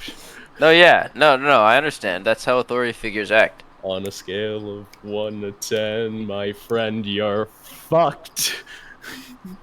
Oh my. All right. Alright. So here's what's going to happen here. Okay. We're on the first floor, right? Yes. All right. I should have gotten a teleportation spell. That would have been fire. Oh, if you're in Great Britain, and then the first floor is the second floor. Ooh. You know what? I've come up with an idea. Yeah. Eventually, I'm gonna have to cut you off on your ideas and just make. Yeah, you no, roll. I know. I understand. Question. Yes. Can light potentially blind people? I have blind sight. All right, we're gonna forget that one, but that's not what I originally said. I have an idea too. All right, hold on. Ow. I don't want to do damage to you. Oh, how considerate. Yeah. How considerate. All of my spells do damage. Well, you are a sorcerer who likes to do damage spells. I'm a bard. Sorry, a bard. Quotation. Quotation marks. I don't know. I'm a bard. You don't need that quotation. Clearly. All right, we're gonna. Nah. All right, never mind. I don't want to waste a spell slot. All right, we're gonna just roll. Okay, roll. All right, so that's not gonna work. You're That was so unbelievably close. So close. You are grabbed That by the was collar. So close. Does a higher roll mean I do anything else? Because I got a 23. Nope. You make an attempt. It's a good attempt. It's not good enough. You're caught by the collar. As soon as you catch... Wait, collar? The collar of your shirt. Oh, okay, so he is touching me. Yes. Alright, I'm gonna wink at him. And that's when Magnus throws him out a fucking window. I want you to roll just a strength roll, like straight strength. Alright. Alright. Okay. Alright, I have learned my lesson. I will get a teleportation spell next, don't worry. That's gonna be 23. 23. Alright. Leo? I feel like this man is faking some rolls. It's just me. Yep. Con save. Yo, I'm proficient in that. Are you proficient in Oh, con? Yeah, because I was kind of forced to. Oh, right. Yeah, Oh, so my that's right, con's not it's very high. My con's not very high. However, holy shit, I'm rolling good. I got a 19 plus 5 is a 24. You go through the window. It breaks because the window is closed. You're going to take 2 points of slashing damage from broken glass because you did prepare yourself to slam into this window. So you didn't take as much as you could have. And you... What in my book? You kind of tumble into like the street right in front of this building. Just kind of like hit the ground, roll a little bit, and kind of are just like sitting there, like a little cut up, but other than that, you're perfectly fine. All right, how many civilians saw that? There's not really civilians. It's mainly just soldiers. Lookers. But there's probably about 20 people on the street.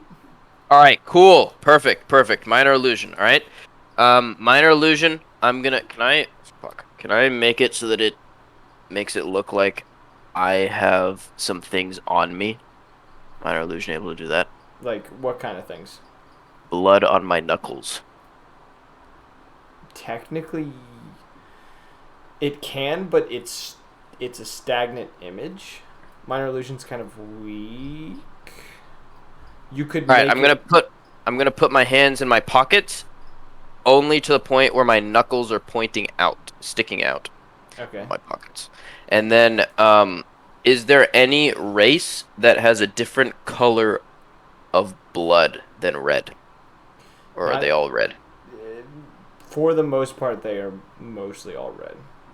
Is there any that have a different hue? I'm sorry, have you stood up? I'm gonna say that I have. Can Magnus still see him from this broken window? You definitely could.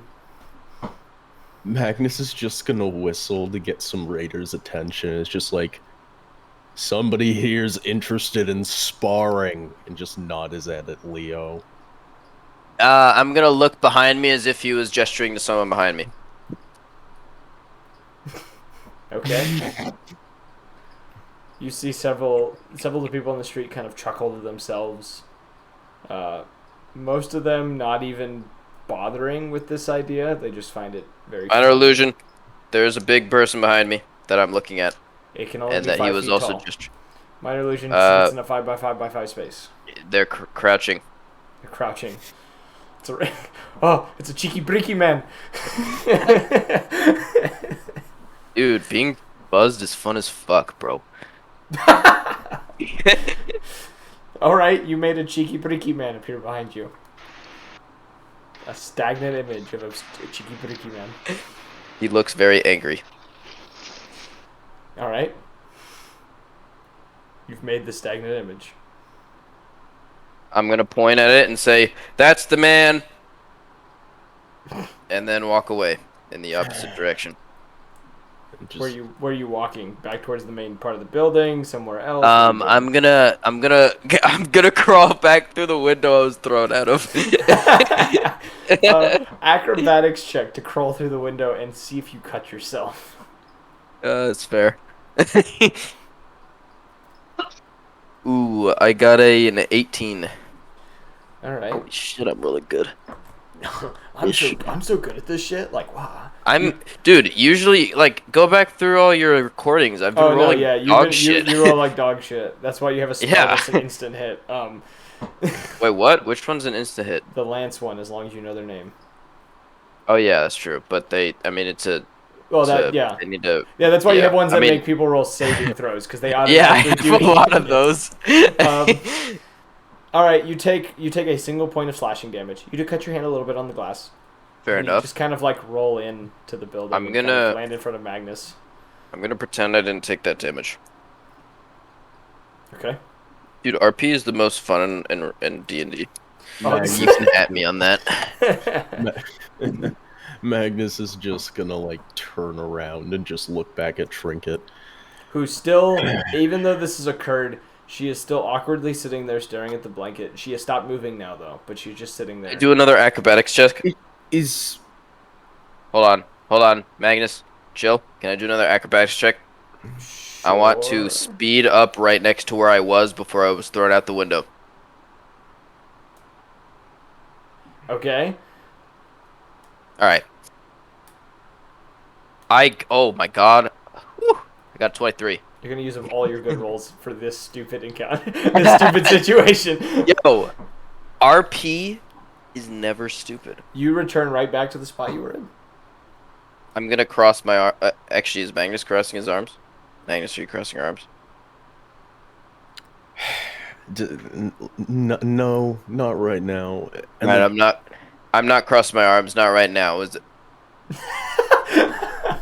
Magnus is just gonna go over. Like, is Trinket on their bed? No, I'm gonna she's go still on over the and bed. is like Trinket on her bed.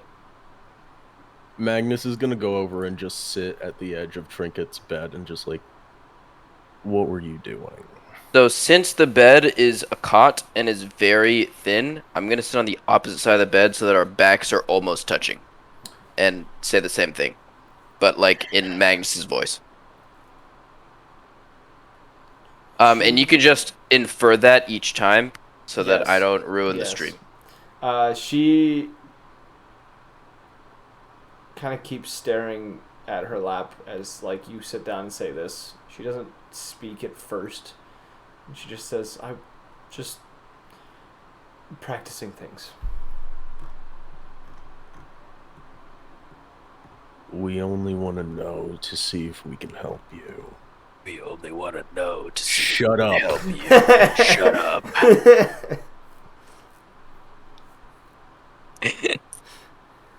She When I say shut up, I'm gonna turn around as if I'm speaking to someone behind me. she kind of glances up at you, like doesn't move her head. It's just her eyes kind of look up towards you. There's a pause for a moment. She just says, "It's nothing I need help with. I'm just making sure that I still know how to do it." Fine. Do I need to repeat everything he says? No, we can assume that Okay, you- cool. you are attempting this as best you can.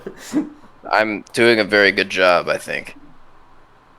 We have to wait for the bird, so I'm gonna be training. And Magnus is just gonna leave, and he's probably gonna find whatever fucking fighting pits these raider assholes have dug already, just so we can fucking get some training in. Okay, as you guys, we're not gonna roll for this stuff because I'm not. Does that mean that I need to join him? If you want to, I'm gonna join him. you're probably gonna end up in the pit if you join him. And then Well, I will have obviously, to that's what make you an said. encounter. I will have to write something up super fast. That's fine. I mean, I'm not gonna die. You know what? We're doing this. You've caught my interest. Let's see here. Do I have the thing I need? I do. This one will work. This will work flawlessly. Okay. So the two of you are doing the fight pits. What are the rest of you doing? Draka, you're probably just chilling on the roof, bathing in the sun. Lizard things. Yes. Awesome. Oh, can I player to player to dread, by the way? Sure. Your character has been annoying me, so that's why I'm doing this. Okay. Journey, what are you doing? I'm hanging out with Trinket, like Okay. usual. Are you trying to pry for information out of her or no? Nah, we're just chilling. Okay. It would be after the two of them would leave. Cal is kind of follows behind a little bit. Seems to keep his distance, but does kind of follow behind as he kind of watches. You two are left within this kind of barracks area. She does eventually ease up, and when she kind of like removes the blankets or whatever, she kind of closes the sketchbook, which you could clearly see on the inside. You could see sketches of what probably looked to be... It looked like the start of the head of a dragon. The one that you recently fought. She seems to be sketching it out slowly into the sketchbook. But when she moves the covers, all you see underneath is a bag of holding that has been closed. That she kind of slips into her bag. And then goes back to the sketchbook.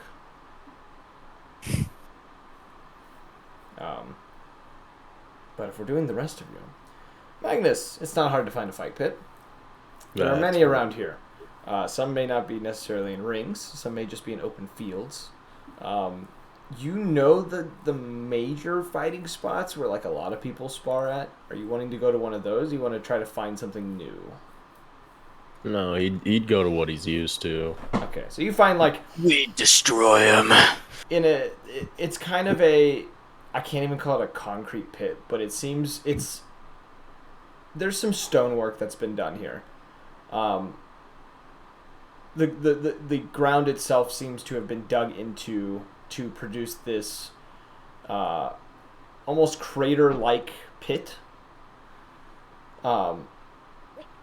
That kind of no. curved edges, and then a very large kind of 30-foot circle of like flat ground in the center of it. You can see in this pit there are blood stains here and there, and there's you do see the remnants of a few teeth that have been knocked out and have just remained in this pit from Does probably a the recent tooth fight. fairy exist in this world? It's a possibility. I'm gonna pocket those teeth. You're gonna get in the pit and pocket those teeth. Are we not already in the? No, you What? are approaching this pit. There are others All that right. seem to be fighting at the moment in the pit. All right. As soon as we actually get into the pit, assuming we do, I'm gonna just bend down and grab the teeth, and just pocket them as Magnus does what he does with his acid sweat or whatever. Just if the like as soon as the pit empties out between fights, Magnus is just gonna like fucking drop his shield and axe like at the edge of the pit and hop down to the center. I'm gonna do the same, but I'm gonna assume. You know what? All right. What do I need to roll to make sure I don't faceplant? Acrobatics. Damn, it has to be something I'm proficient in. All right. It could be Oh, athletics. we're good. If you want something you're not No, proficient we're in, good. athletics is We're good. I got a 12. We're You got a good. 12. You stumble. All right. Yeah. Well, that's good enough. It's probably the Yeah. best I could ask. You jump in, kind of. You hit the incline at a funny angle, and you kind of like stumble a few feet and kind of. I'm in front of him. Yeah, you end up past Magnus. I'm gonna turn around, not fully turn around, just turn my head, look at him, and then back up right behind him, so I'm like his entourage, kind of. You know what I'm saying? Like at his side, but behind him. You see multiple people that are just kind of standing around this pit. Most of which, a lot of them are Goliaths. There are a couple of others that are, a couple of orcs, bugbear or two. There's a gnoll amongst the crowd. What is that? A gnoll, Yeah. like a hyena humanoid type thing. They're big, bulky, and are very violent. Are there cheetah people? Because Tabaxis. Is that actually what a tabaxi is? Most of them would be like cheetahs or jaguars or panther type appearance. They're thinner build. And they're made for speed. Why the fuck am I not a tabaxi, dude? The cheetahs are the best fucking animal. And then there's Leonins, which are lion people, but you know, nobody remembers them. My name's a Leo. I should be a Leo. Just making fun of you. Okay. I was just naming the cat races. I'm Calm joking. down. I'm fucking with you. Don't need your sass, bitch. I'm joking. All right. Oh, he just posted a picture of Null. Yeah, that's an idea.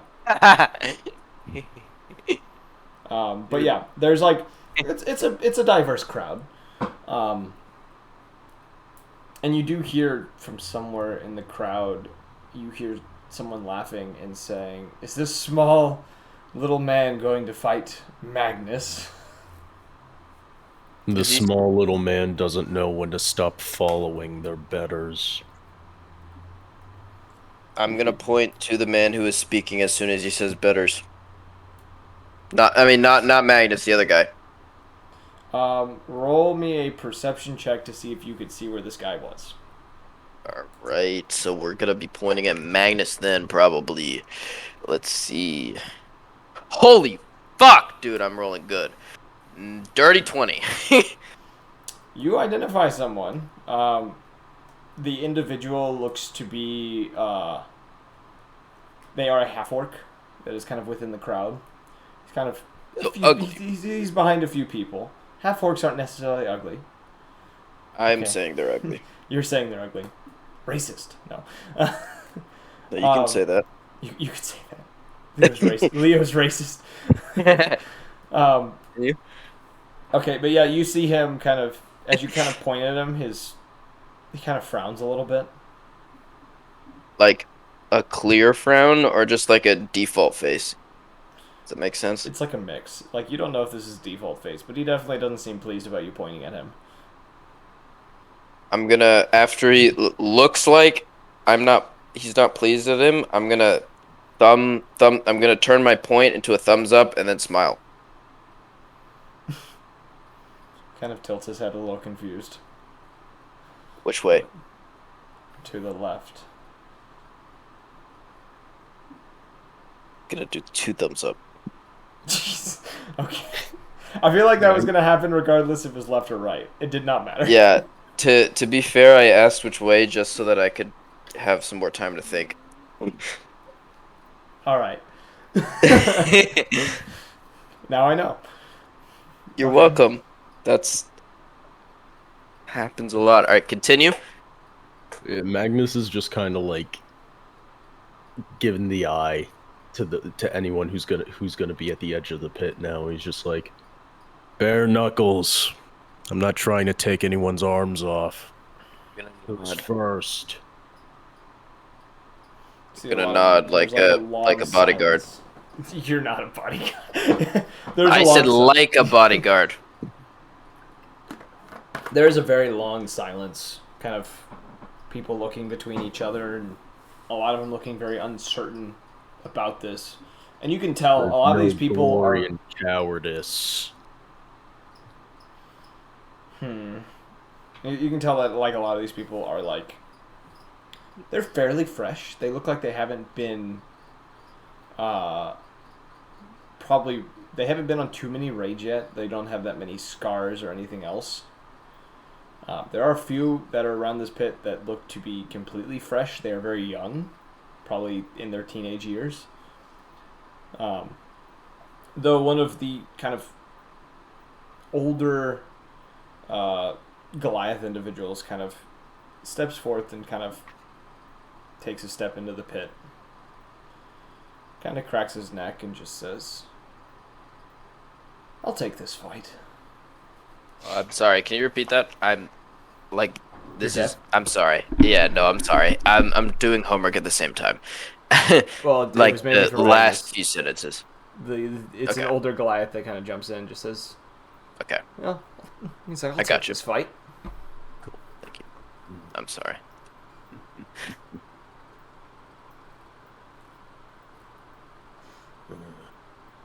Magnus is just gonna square up. Yeah, Roll shit. initiative. Yeah, I was just like thinking about it. I was like, there's nothing else to do but roll initiative. All right. I have to roll as well. Never mind. I'm No, gonna roll it this anyway. This is between Magnus and the guy, but you know. That's But gonna be a I'm mod in 20. the arena though. I'm not. Don't. I'm gonna whisper to Magnus and say, I know you got this, but I'll provide Shut up and get out. I'm gonna pretend like he didn't say anything, and I'm gonna continue speaking and say, "I know you got this, but I'll provide emotional support." I got a ooh, let's go. I got a 4 on initiative. Jesus. Wait, hold on. Sorry, that may be wrong. Nope, it's a 4. Okay, Magnus, what did you get? I got a mod 20. What is a mod 20? Means it's not nat. We call it So a dirty. dirty Just say dirty 20. Good old dirty 20, baby. Yes. All right. The individual goes first. He's going to swing at you. I'm an individual. He is going to land his first punch on you. He is going to hit you for 14 points of bludgeoning damage. Second swing. What is your AC again?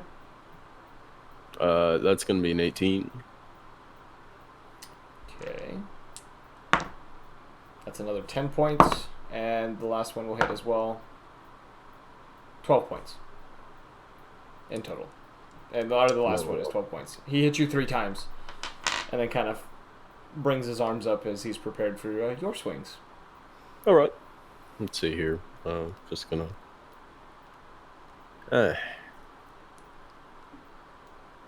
I kind of hate when I have to go second because then I'm fucking rocking on the back end, so I might as well just pop a fucking second win just to make sure I don't actually lose this when I'm being so confident.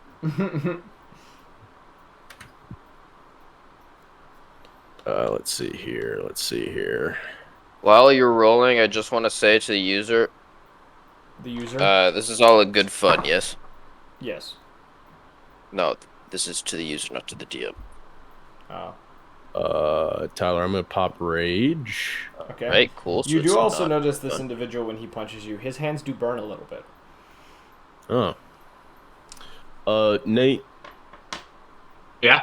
should I start this off strong? The illusion that he stands a chance of victory. Oh, he's saying take it easy at Wait a first and then turn. kick his ass. Yeah, Wait a let him get real like overconfident. Like pretend you're in pain. Like he goes in for what he thinks is gonna be like the final strike, and then you just completely no sell it and make him shit his pants. All right. Okay. Just be completely just a dramatic bitch about the whole thing. I got some shit I gotta test out next round then. All right. Yeah, no, like for this turn, I'll just put out some swings. Okay, yep. Let's see here. Roll those attacks. Right. So let's see here.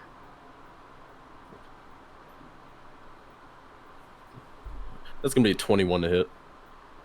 That hits.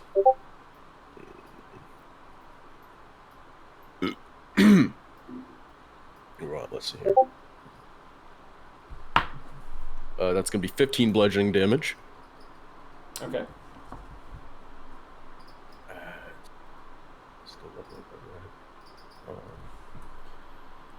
Need to go into. I realize all of the Discord notifications that are popping up are heard on the stream. Let me make it so they don't get heard anymore. Uh-oh. Perfect. It's fine. That's you gonna read be the 28 to hit. I'm watching message? the chat. 28 to hit. That hits. Yeah. Just put it this way: if it's above 20, don't just be like it's a hit. All right. That's another 15 bludgeoning damage. Okay. Then that's also above 20. Okay. That's gonna be 14 bludgeoning damage. Okay. He spits a bit of blood out and kind of cracks his neck a few times. Leo. give me 1 second. Let me finish this message. Okay. So many messages. All right. No, this is a message to Evan in the general. All right. I have not been paying attention. Anyways, it doesn't matter because I'm not gonna actually do an attack because I'm not trying to screw up the arena kind of thing that Magnus has going on here, obviously, because I'm a warrior myself. So I'm gonna. What? What? Did you say something? No, I said nothing. All right, cool. So, seeing as though I didn't pay attention to anything that happened, I'm going to, I'm gonna, is anything slated to happen that we know of that is important to the story in the future before we sleep?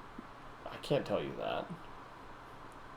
Well, if we know it, it's part You of my guys question. are in a town with soldiers, and it doesn't seem there's much threat at all right now.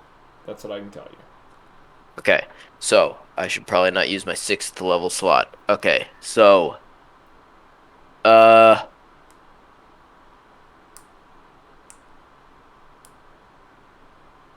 I'm gonna just cast message as a cantrip, obviously, because it's a cantrip, and say to Magnus and say, "You got this," and hold a thumbs up. All right. Back to the guy who's going to swing.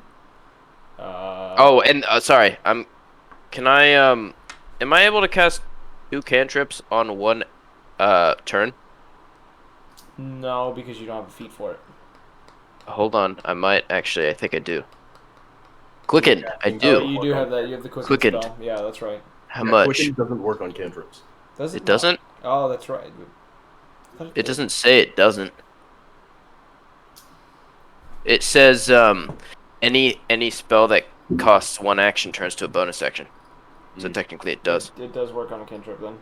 Yeah, I thought I had a caveat of 1 level or higher. No, I think that's a different one. That's twinned or probably. I think that's twin. Twin has to target one target. No, twin can work with cantrip though. Actually, never mind. I can't I don't remember. have It might twinned. be. I don't know. I do have twinned. Oh my god, that's crazy.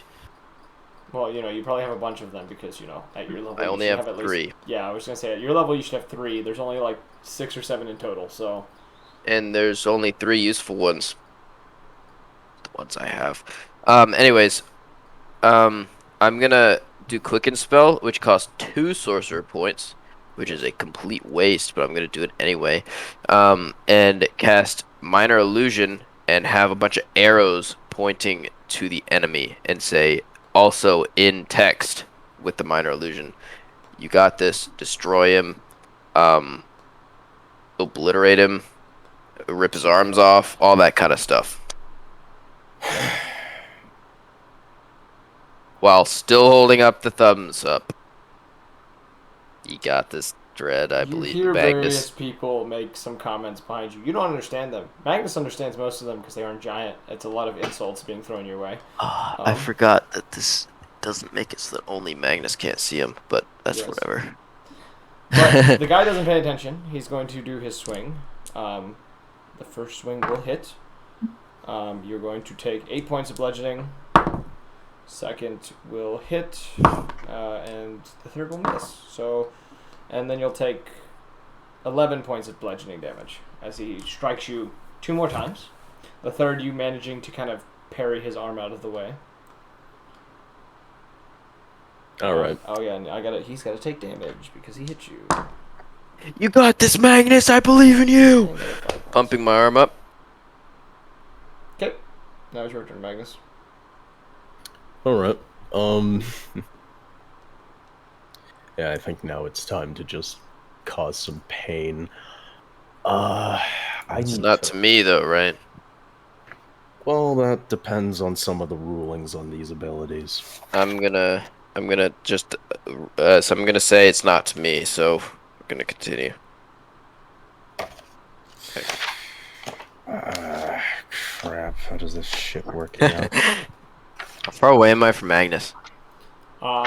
You probably would be about 10 feet behind him. Yeah, you were talking about being like right next to me, bud. So I don't know what you're fucking talking about. You didn't move away from the edge of the pit. I never did you? moved. I dropped down from the wall and just stood there. Yeah, he's on the edge of the pit. You'd be in the center, so you'd be about Alright. 10-ish feet. Well, that simplifies things. I'm like an entourage all the way at the fucking edge. Yeah, because you were about to get thrown in a totally different direction just to give me a fucking boost to AC. Wait, what? Don't worry about it. I won't.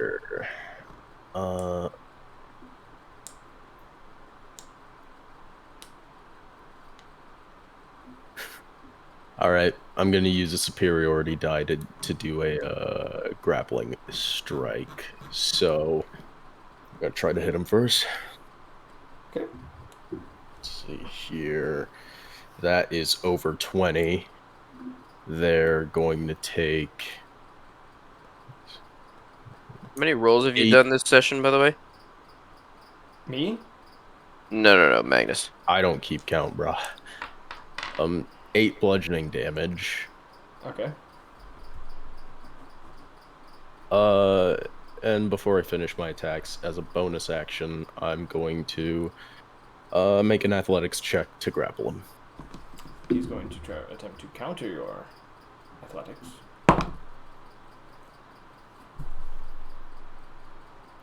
That's gonna be 21. He kind of, after you hit him, he's a little dazed for a moment. You reach to grab him, and he kind of, you get a hold of him for a moment, and he kind of breaks your grip by slamming his hands against your forearm, and causes your hands to slip. Alright. No, Magnus, no, I believe in you, bro. You gotta do this better. The next hit is above 20. Okay. That's gonna be 10 bludgeoning damage. 10 bludgeoning. This hit above 20. That's gonna be 11 bludgeoning damage. Okay. And I'm gonna use an action surge. Okay. Is that when you get a second action? Yes, it's a fighter thing because he has a few levels in fighter. Oh yeah. Yo. And that's a crit. Okay. That's gonna be 15 bludgeoning damage. Okay. That's over 20. 13 bludgeoning damage. Okay. One last go around for just over 20, but nothing. Ah, there we go. 15 bludgeoning damage. And that's the end of my turn. All right. He is going to shake off kind of what you just did. He is going to attempt his attacks on you. Goes to miss. This dice is cursed. I'm going to switch dice. That's better. That first one's going to hit you. You're going to take 6 points of bludgeoning damage. He is going to also action surge.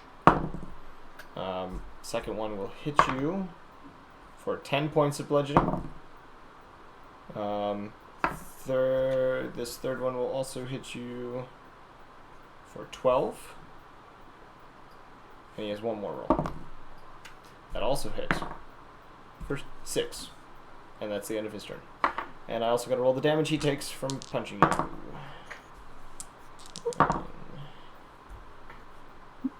Okay. Now back to your turn. Alright. Alright, well, Leo, do you have anything you wish to do? Yes, I Got it. do. Alright. Alright. So I'm still like 30-ish feet away from him. You're like 10. Oh, what? Wait, how did that happen? No, the pit itself is 30 feet. He's in the Oh, center. oh, I You're on the gotcha, edge. okay. It's like 10 I gotcha, said I 10-ish gotcha. feet. I gotcha. Okay. Alright. I can't cast Dominate Self on myself, can I? You mean dominate person? Yes. No. Okay. Just wondering. Alright. Oh, I got it. Alright. That's like the fastest way to make yourself go brain dead. Don't worry about it. Alright, anyways. I'm gonna do a performance to make it look like I'm casting a spell. But I'm not, actually. Roll performance check. I got a dirty 20. This is actually insane.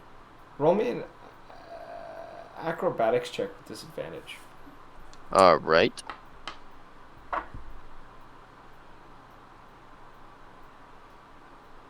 $15. You feel someone grab the collar of your shirt and drag you out of the pit. Aren't I like, isn't the pit like descended down from the bleachers? You can reach in there and grab people. Oh, it's not that descended. It's not, Okay. It's like a 5 foot, like, the pit itself is maybe 3 or 4 feet deep. Most of these individuals are 6 to 8 feet tall. So, Alright, I'm going to cast my cantrip called Mage Hand and slap, but not hard at all, on their face. And then as I'm doing that, say let go, let go, let go, let go. Like continuously. You do that and you hear a very deep growl. And when you turn, it's that Knoll that you had seen in the crowd has grabbed you by the collar and is now holding you up in the air. I don't have any fear because I don't remember this Knoll. Yeah, he's just growling at you and seems to be even more pissed off that you slapped him with an invisible hand. I'm gonna smile at him. Alright, Magnus, it's your turn. Alright. Yeah, I mean, he's fucking busy in a fist fight. He doesn't even fucking know that Leobardo. Yeah, he's not giving it. He's not caring. His friendly entourage helper right here is getting like destroyed, and by destroyed I mean like absolutely getting abominated in a fight, and by absolutely abominated I mean Tyler, the do you enemy. remember who was like? Because I remember us talking about this on stream, like who in the party was the most likely to, like, just get murked by Magnus because they were annoying. Do Oh you remember no, who that it's was? obviously Leo. We know we don't need to even talk about that in private. We Everyone know knows Leo's it's on the Leo. top of the list. Yeah. Oh, 'cause at we all talked about times it's this- Leo. We talked about this like before he joined the party. It was Errol was the original top one. Yeah. My whole point is to protect Errol. That's a joke, but I guess it's apparent now. You're keeping Errol safe by being the most obnoxious. The in most group. obnoxious one, fun 2, Flamboyant, flamboyant is 3, center of attention. Evan, we're not listening to you. Fuck off. 4, like most fun, because obviously, who has thrown the most parties? I think I've thrown 1, and that's more than all of you. So Yeah, what that's- do you want to do, that's Magnus? 20. That's over 20 on this attack. Okay. Let's see here. That's gonna be 10 bludgeoning damage. Okay. That's gonna be a 19 to hit. Okay. All right.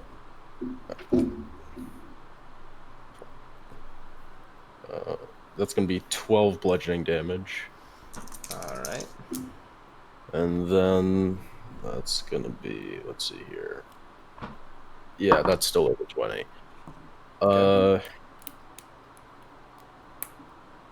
13 bludgeoning damage.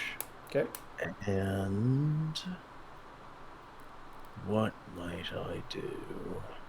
You know what? Yeah, that's it for my turn. Like, just for this round, that's it for my turn. 'Cause- Okay.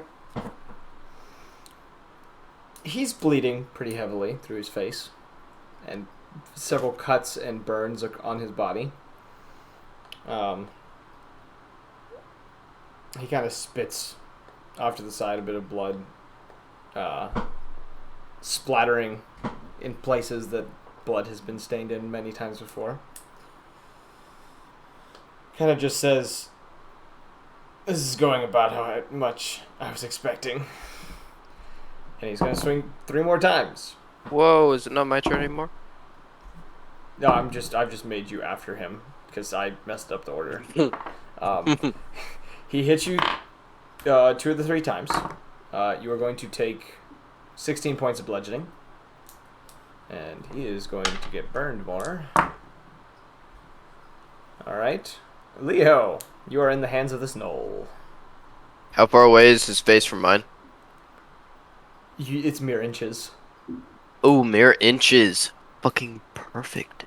Alright, so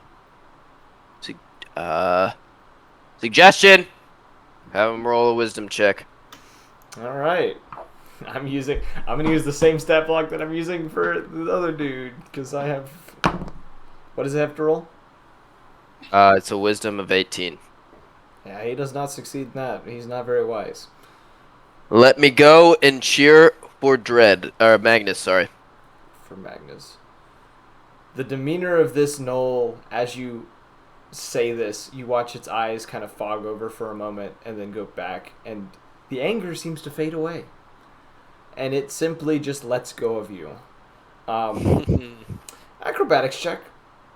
Ooh, let's go. Or no, Wait, did you dex say saving it's throw. Dex saving throw, actually. Dex saving throw. Didn't you say it's 2 to 3 feet above the ground? Yes, but I'm also trying to determine if you get knocked prone because you hit the edge of this pit. Oh, I gotcha. Okay, This is well, you like falling back into the pit and then getting knocked to the ground. I got a 19. You catch yourself on the edge of the pit, like tippy toes on the very edge of the pit, kind of balancing there for a second, and then kind of scurry away from the edge. You don't fall back in the pit. I'm going to... Wait, I'm not in the pit? No. You landed What if on the I edge of wanted... the pit. If you want to go in the pit, you can land on the edge and then jump in. I do want to... Was I in the pit before? No, you were out of the pit. Wait, I wasn't in the pit before? No, you were. No, you're talking about before you got picked up? Yeah. Yeah, you were on the edge of the pit. Yeah, I want to go back in the pit. Okay, you slide back in. All right. All is now cheering for Magnus. What? You said cheer for Magnus. Oh, now. Sorry, Yeah, I thought you said not. No, I thought you said not. now cheering Sorry. for Magnus. Okay. I'm going to keep a smile the whole time. Which, and then... It's funny is that he's cheering now because no one else is cheering. They're kind of like throwing out quips and like... It's not cheering for a person, just like the fact that there's a fight, they're getting excited. It's a lot of them go quiet because this Knoll keeps saying Magnus's name. All right, hold on. Give me 1 sec. Give me 1 second. I can fix this. Give me 1 second. I'm gonna pass a message to wait. No, that's an action, so never mind. Forget that. So he's friendly to me now, right? He is under your suggestion, which means he's going to do this act until it is complete. But is he friendly? He's not going to respond to you. He's busy doing the action you told him to do. So he's neutral. He's busy. Answer the question. I'm trying to decide if this is going to be a default role or an advantage on dominate person. You would have to end suggestion in order to do it. So it would be a regular roll because you have to concentrate for suggestion. He's gonna piss so many people off, and Magnus will not be saving him. I do not care. Oh, you're really gonna fucking die in the middle of Bloodkeep, bro. I do not care. Alright, hold on. Give me 1 second.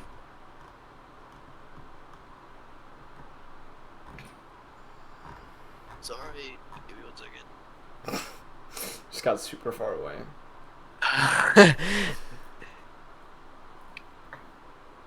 What are you doing, sir? Alright. Can I ask... there's no one in my ring, is there? We never talked about that, did we? No. Fuck. We can't retcon that, can we? No, not yet. No. Not yet. Not Alright. yet, sorry. We're not right Good. now. I'm gonna take that not yet. Alright. Just because I said not yet doesn't mean it's gonna happen. It's like saying maybe. No, I There's understand. a chance. I understand. No, I understand. Alright. So, if I were to be debating something with myself, would it be a wisdom saving throw or a constitution saving throw? What'd you think? This is just To make a choice? Aesthetic kind of thing, yeah. I would say roll a d20. Odds is one thing and evens is another. Alright, odds is I do this dominate person. I mean, what? No. High. So above 10.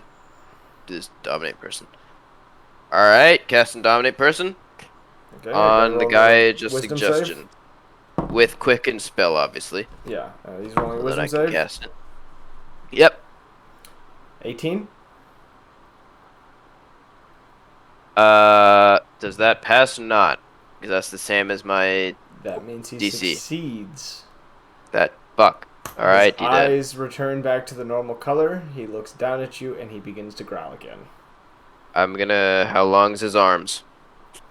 He could definitely reach you. But specifically, how long is his arms? Considering he's standing roughly about 7-ish feet.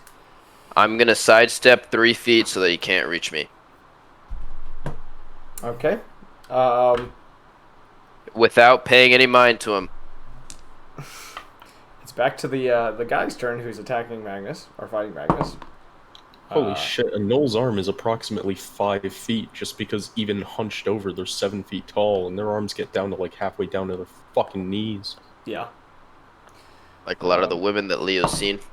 Jesus. That's such a bard comment. Fuck. Oh man, I just lost a fucking dice when I said that. So Magnus, you're going to take in total another 19 points of damage in total. Oh, Leo's so much fun to play. And the individual who just punched you again is also going to burn a little bit. Yeah, he's not looking super hot. He's looking a little dazed. Oh. Yeah. I'm just gonna burn a stone's endurance to mitigate a fair amount of that damage. Alright. I'm gonna be right back. I'm gonna take a piss. Right. That's fucking rocket, boys. Let's see here. That's over 20. So that's going to be 10 bludgeoning damage. Then we've got another one over 20. That's going to be 13 bludgeoning damage. Then, let's see here.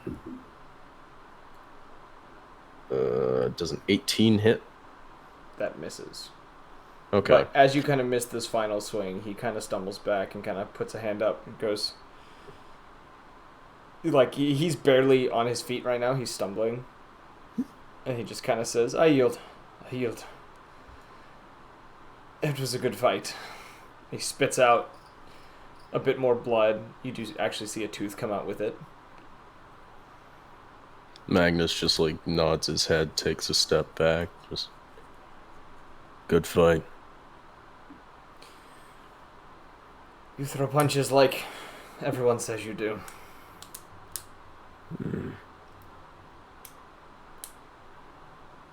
He kind of gives you like this kind of half bow for like a form of respect or whatever, and just kind of says, "It was an honor. Hopefully, I remember this fight." Yeah. Alright. He's not back yet, is he? No. No. Yeah, You do hear growling behind you. You know it's not towards you, but you do hear growling behind you. Magnus is just gonna kind of turn around to see what's happening now. You do see this gnoll eyeing Leo, looking very pissed off. Leo kind of shuffling away from him while it's still in the pit. Magnus is just gonna say in giant, just... The fresh meat needs to learn how to fight a sorcerer. There's a sorcerer in the pit. And Magnus is just gonna start walking out. Oh man, when he comes back, it's going to be quite the surprise. Alright, I guess bathroom break, because I think he's still in the dorm, so he has to like go out and do it. So I'm going to run to the bathroom. So if you people want to speak amongst yourselves to entertain the stream, I'll be right back. Well, that's awkward. I was hoping I'd be the one to be able to disappear like Tyler just did. The prodigal son has returned. Ah, the prodigal son has returned. Tyler has walked away for a second. He'll be back soon to tell you what's happened. Why can't you tell me what happened? Because it's gonna be more fun when Tyler tells you, and also I don't know everything that's about to happen. Well, let's go. Has my arm been ripped off? No, but Magnus won the fight through the enemy yielding. Leo's tenacity. They didn't want to get him knocked the fuck out, so there's that. Yeah, because Leo would have destroyed him because, like, obviously Magnus didn't stand he didn't stand a chance against Magnus, obviously. So Sure, yeah. Mm-hmm. Oh, so you're saying that he absolutely would have stood a chance against Magnus, is what you're telling me? I mean, I don't really know what you're even talking about anymore, man. So what you're saying is you're not paying attention. It's hard to listen to you, yeah. Are you speaking to Alec Bondi as in the player, or Leonardo DiCaprio II as in the character? Oh, definitely Leo. Mostly Leo, at least. Okay, cool. Mostly Leo. Anyways, no. I'm so looking for one of my dice right now.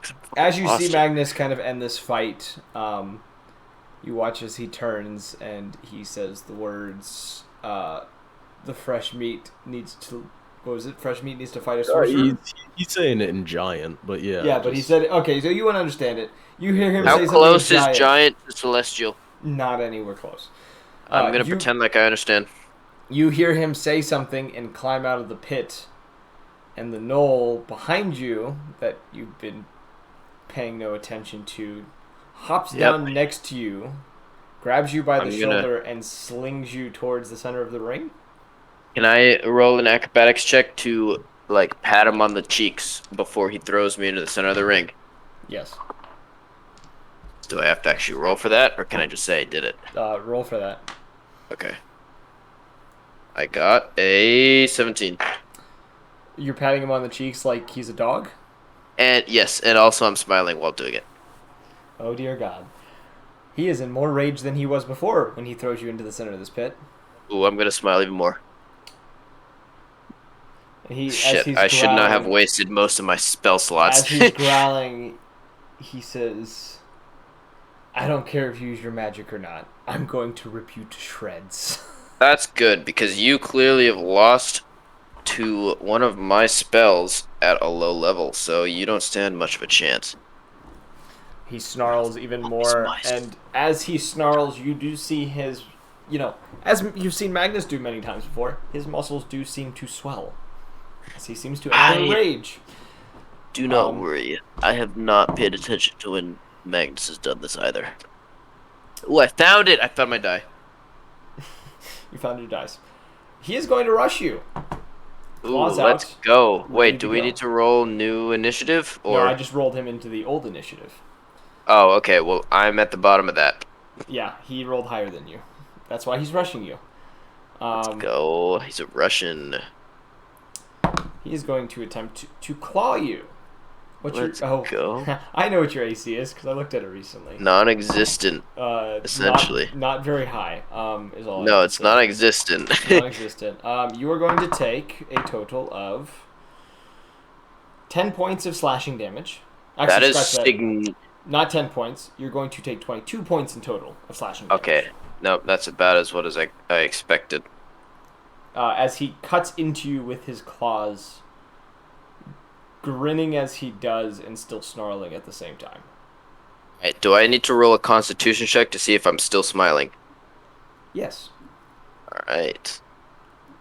If I pass this, I'm gonna smile even more. I got a nat 20. This Things is you the get worst nat thing to 20s get for. a nat 20 Yeah. on. You are grinning ear from ear. It's like the Joker. I know, that's what I was that's what I was showing in my head. Alright, anyways, it's your turn. Alright, I'm going to cast, what's my most high damage spell? Alright, what does more damage? 11d6, 5d10, or 96 or 60-12? That was a lot of options. Should I send you a message? I think the 60-12. 60-12 does a lot of damage? I think that's the higher one. Or 5d10? Well, on average. Let's say on average. Clearly the 60-12 compared to the 5d10, considering it's more dice that are bigger. Yeah, but it's barely on both sides. That barely is enough to kill a man. Alright, now, in your opinion, if I needed to roll something to hit them, or if they needed to roll something to negate it. I can't tell you these things. I'm not giving you information on his stats. I'm not asking on your stats. I'm just saying in general. Which one's better? Yeah. How you both are really good for you because you have high stats for that. All right, let's see. Mental prison. Let's see what this does. I don't remember what this does. Oh dear God.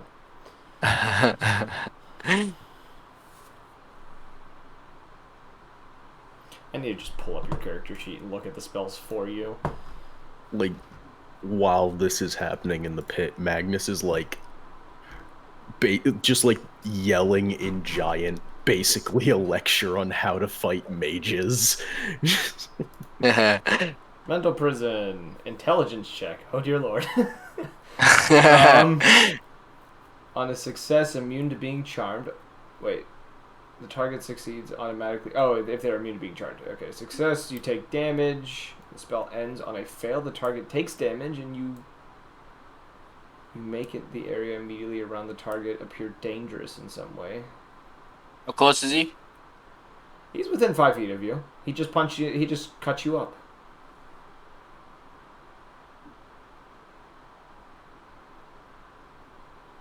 How tall is he? About 7 feet tall. How tall am I? I'm a celestial. You're probably around 6 foot. Oh, so he's just taller than me. by like Okay. a foot and a half. Yes. All right.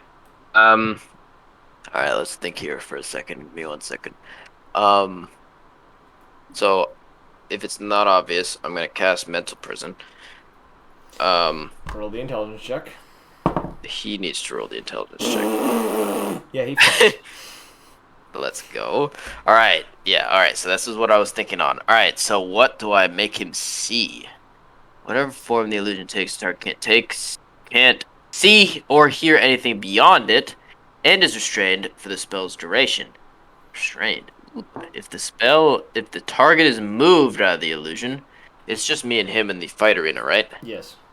All right. If the target is moved out of the spell duration, which won't happen, makes a melee attack through it, or reaches any part of its body through it, target takes 10 d10 psychic damage. I got an idea. All right. So I'm gonna cast that. I have not decided what he sees quite yet, but I'm going to back up 15 feet. Now, what he sees, around him. So he sees, what does Come he see? on. So this is in, mountain. So, all right, hold on. What is this fucking region called? The meat grinder. The meat grinder is a mountain region, right? Yes. He's gonna see a blizzard swirling around him. All right, and then I'm going to cast with Quicken spell. I'm gonna cast Minor Illusion, and I'm going to cast my character directly right. Actually, question before I do that: how long is this environment that he sees that I've made with Mental Illusion? Look at the long is it? duration of the spell. You said how long is it? Yeah, I asked you how long is it. Okay. Is that what you're saying? You're saying you're asking the radius, or are you asking length of Yes. time? Like how far away? Yeah, radius. 60 He feet. could- Fuck. Yeah. Okay. No, that's the area of which you can cast it onto a creature. The doesn't effects say are how. the effects are immediately around, so it's within 5 feet of him. Okay. So I'm going to have it so that Mental Illusion makes it so that it looks like me, specifically me, a silhouette of me, is standing just outside of that blizzard. You'd be crouching slightly because it's the only way you'd fit it. But yeah. That's fine. That's fine. With Quicken spell. Okay. He is gonna swing at the illusion I'm a because fucking genius. that's what he would do. I'm a fucking genius. Okay. So roll 10d10 damage. Oh, do I have to roll both? I kind of expect he you to doesn't. roll the other one. Oh. So it'd be 15d10 damage. I'm so fucking awesome. It's the power of drunkenness, bro. Alright. I pulled up calculator, so I don't have to deal with this. Alright. So, on a failed... Alright, cool. 15, you're right. That's You not a want to 10. just like 10. click a bunch on D&D and Beyond? I and don't we want to can do just that. roll I want to it? roll it physically. Okay. Alright, that's a 2. Plus. It's a 6. Plus. It's a 1. I kind of wish I did this automatically. It's an 8. Plus 4. It's a 1. Plus. It's a 7. Plus. It's a 6. Plus. It's a 4. What many is that? 1, 2, 3, 4, 5, 6, 7, 8. 2 more. 8. Plus. Wait, no, not 2 more. 3. You should really just tell me how much health he has. No. All right. Because there's a chance he could survive this. How high is that chance?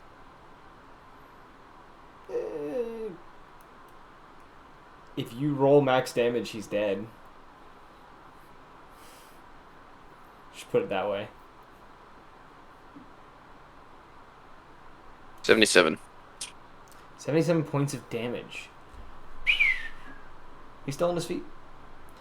How much? He strikes at this illusion. And as he does this, everyone else doesn't see this illusion. It is just him. You see, everyone else sees him swing at this false image. Wait, what that about the just got mental used. prison? Oh wait, he doesn't. No one sees the mental prison, but they No, see just the him. They only see the illusion. minor illusion.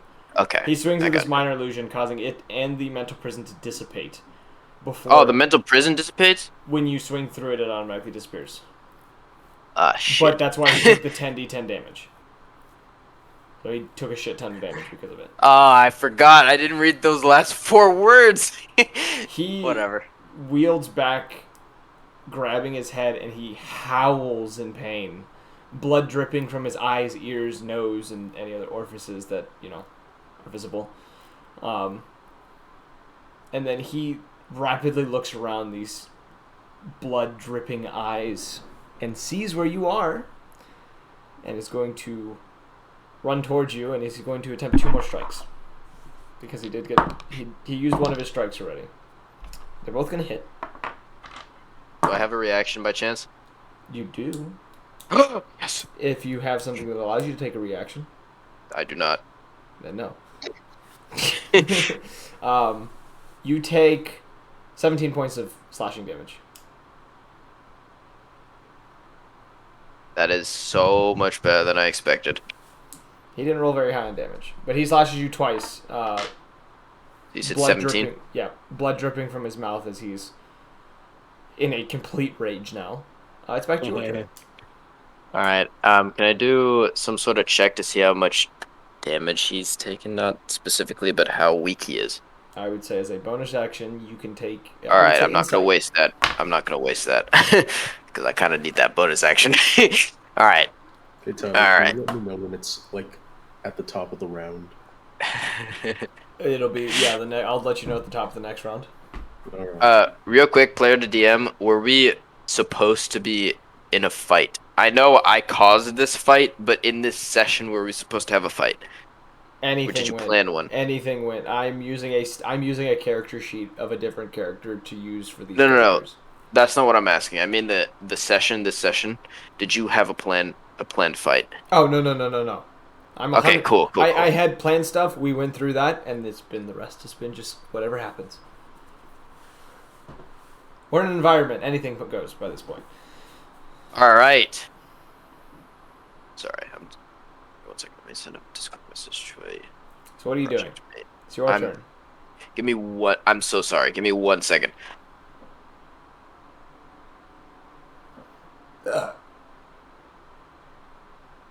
Alright, I need to send a message. I need to send a message to a project teammate for school. Alright, so I am... My god.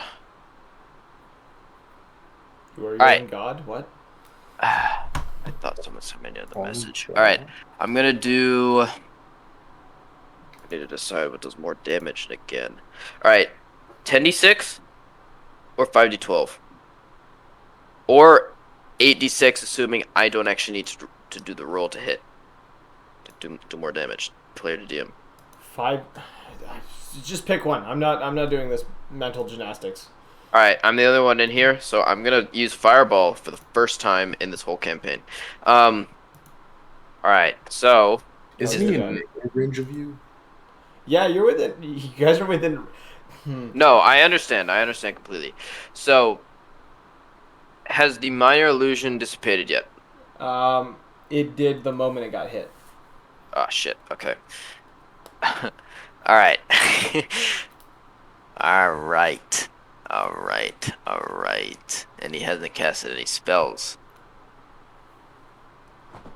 Alright.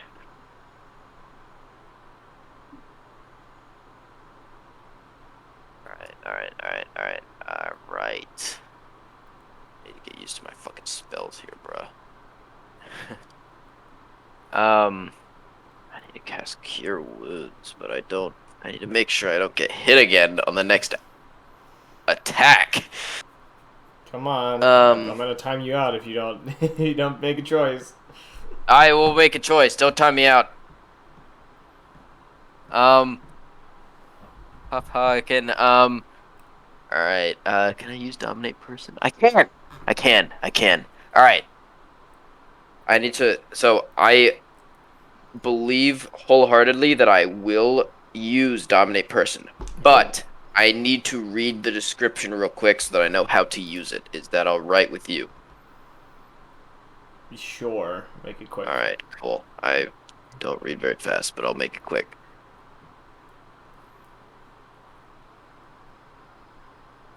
Ah, shit. He does get advantage on it because you are. Yeah, I just read that part. That's why I said, ah, shit. That's how most charming spells work. If you are in a combat with them, they get advantage on it.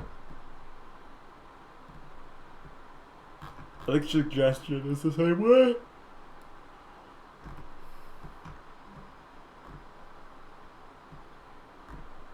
If only Arthur was here. Arthur's broken. We don't talk about it. Arthur is a fucking god, bro. Literally Don't the speak most- his name. Bullshit character. Hey, man. I'm gonna let you in on a little secret. Originally, he was made for a quote-unquote OP You told stand me. campaign. Yeah. Okay, I did. Okay, that's You what I did tell thought. me. Except it never happened. Yeah. Instead, you're using it against us. Anyways. And I forgot he was made originally for an OP stand campaign until the campaign started, and I remembered. Anyways. To be honest, I'm more excited for Evan's campaign. But that's Yeah, Cody. Chris. But you know. Yeah, and also Chris keeps fucking pushing back the fucking sessions. Anyways, Yeah. what are you doing? What are you doing? That's right. Okay. All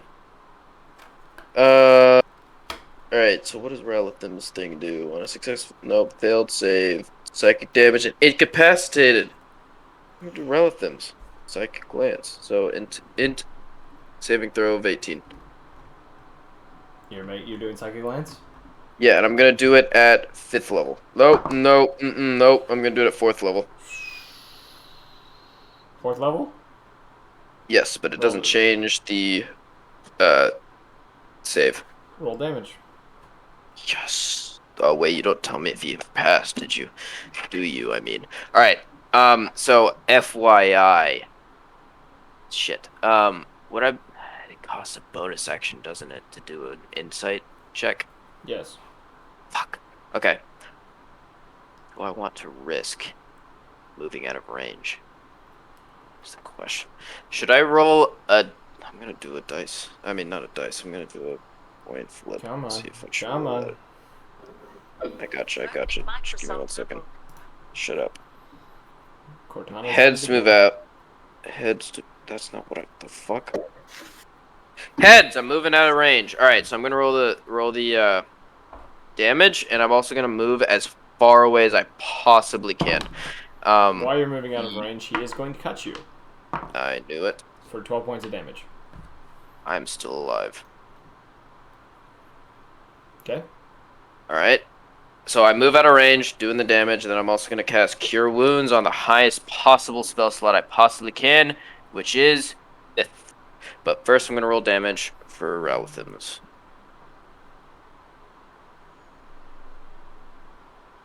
All right. 5 plus 1 plus 5 plus 6 plus 5. Holy shit. Plus 4. 1, 2, 3, 4, 5, 6 plus 1 more. 5 is 31 damage. Wait. Yes, 31 damage. Okay. This psychic arrow lashes out and strikes him in the forehead. And his eyes go wide. They roll back. And he goes to cry in pain, but instead his mouth just simply foams. And he falls over unconscious. I'm still gonna cast that Cure Wounds at 5th level, though. I'm not gonna Okay. lie. I'm at 3 health. That's what I thought. Yeah. Alright, 5d8 plus 5. I did not mean to press that button, but we're gonna count it anyway. So, 25 health. That is fucking atrocious. Yeah, but he is unconscious and foaming at the mouth. I'm gonna... actually, you know what? What actions, not specific actions like player to DM, but what did Magnus do once he won his fight? Because I want to copy it. He climbed out of That the pit. wasn't obvious. He said something in giant and then climbed out of the pit. Do I have the mental capacity to remember exactly what he said? I know I can't tell what he said, like, literally, but can I? Intelligence check. It's a history, isn't it? No, intelligence. Straight intelligence. Why is it? I mean, it's the same thing, but why is it intelligence? Got a Remembering. 13. Would that You be don't history? remember exactly what he said. No, history is something else. History is long memory. Oh, I Intelligence is gotcha. like a quick recalling of something that just happened. And I no, gotcha. you don't remember what he said. You kind of have I'm the gonna basic of the attempt to idea. do it as It's like the basic of the sounds, but I'm gonna do it in his voice as well, because I can do it very clearly and perfectly. it's more of just you like it clearly sounds like you're just mocking him. Just like No, that's player-wise, obviously I am, but character-wise, I'm trying to do it as well as possible. yeah. No, it I'm sounds making like fun you're of just mocking Leo. him though. Like you don't realize you are, but it sounds like you're mocking him. Hey man, Leo's doing his best, bro. Actually, But should I do a performance to see if I am mocking him? sure, do a performance check as well. Because we never did a performance for that. I got a 21. Uh, Oh wait, no, I didn't. I got a 23. I yeah, forgot that my. is why I didn't make you do it. So am I not? What No, yeah, does that mean? you. It's a good Magnus impression. You're just not saying the words he said, so it makes it No, sound of like course. yeah, I'm just talking about the impression. yeah, the impression is good. Do we retcon it so that it's that 23 is for all of them, or is it just It's this one? just that was the number I was already using essentially. Okay, So so it's a very good Magnus yes. impression. That it's like basically imperceivable from the original.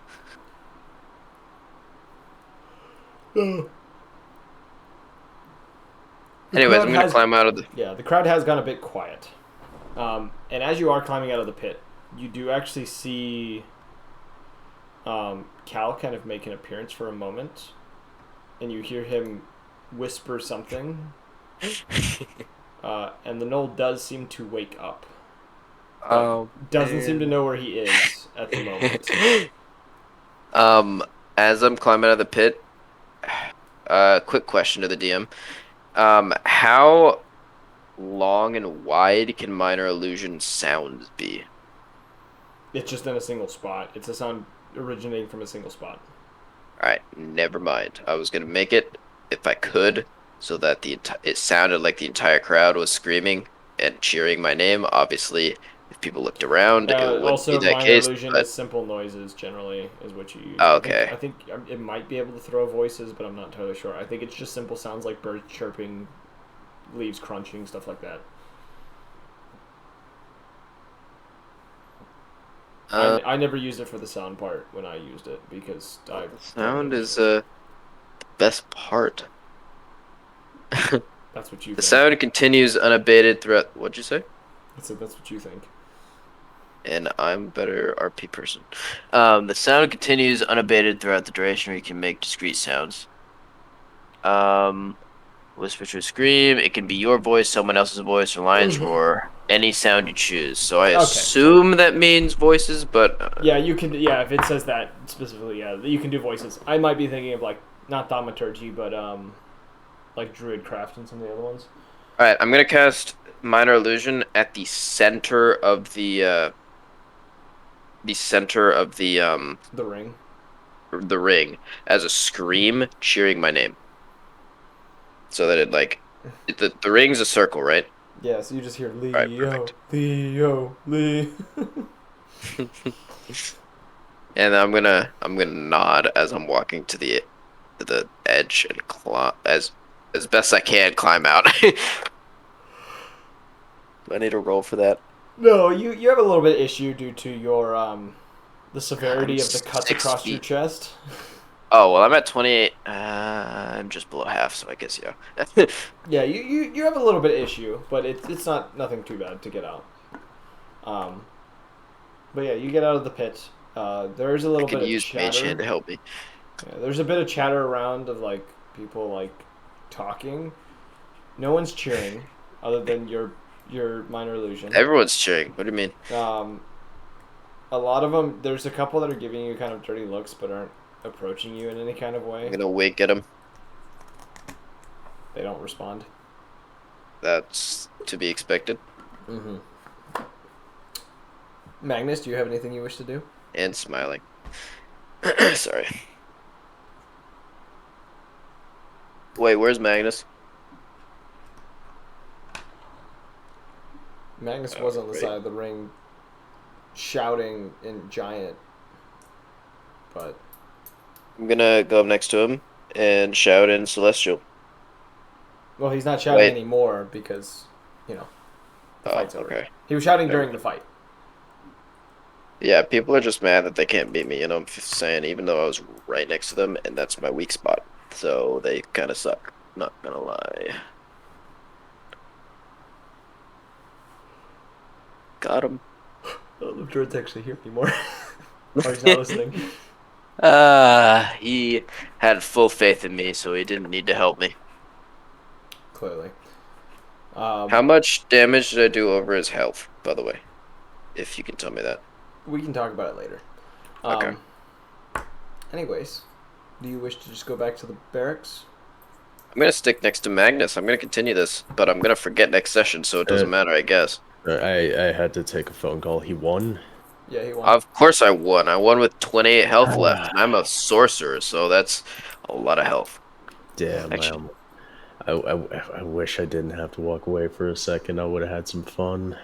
how much He won are you? instantly, like, when at the round that you were like, yeah, when the top of the round, let me know. He won that Oh my round.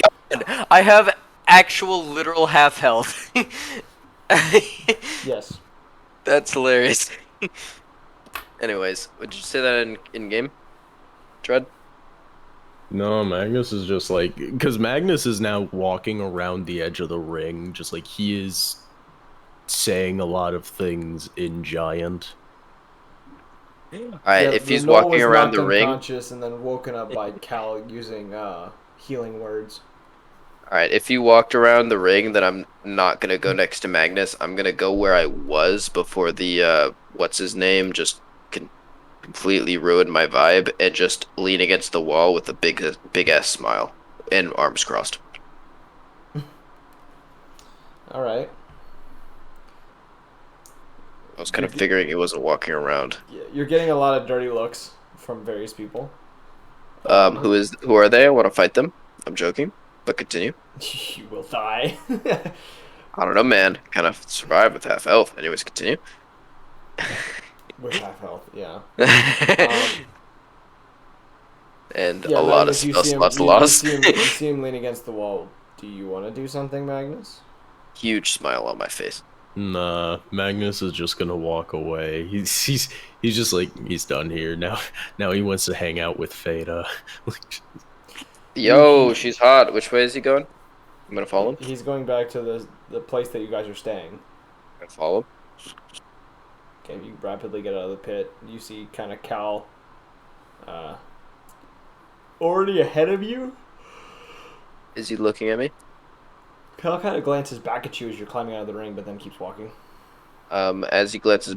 Wait, I can't, because I'm climbing out of the ring, right? Yeah. Because I can't do anything. Damn. Actually, Mage Hand is visible, right? Yeah. I'm gonna do some finger guns at him. A single finger gun. Yeah, he just kind of turns back and follows Magnus. I'm gonna speed up right next to Cal. Okay. And then as we're walking, I'm gonna say to Cal, my fortune has clearly changed, right? Because I have sorry. Let's retcon that. My fortune has clearly changed because of my combat prowess has increased, hasn't it?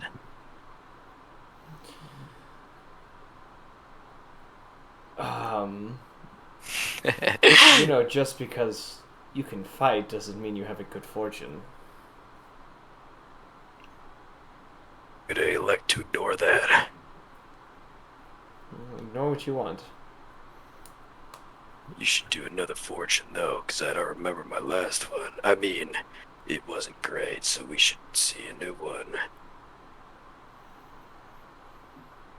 If you so wish, we can see if your fortune has changed. Good to make business with you. I'm gonna hold my hand out for a shake, and then right before he shakes it, I'm gonna say, "Oh, sorry, my skin's acid. You probably shouldn't touch that," and then pull it back. Like a cool guy, obviously. Okay. As you kind of pull your hand back. Roll something real quick.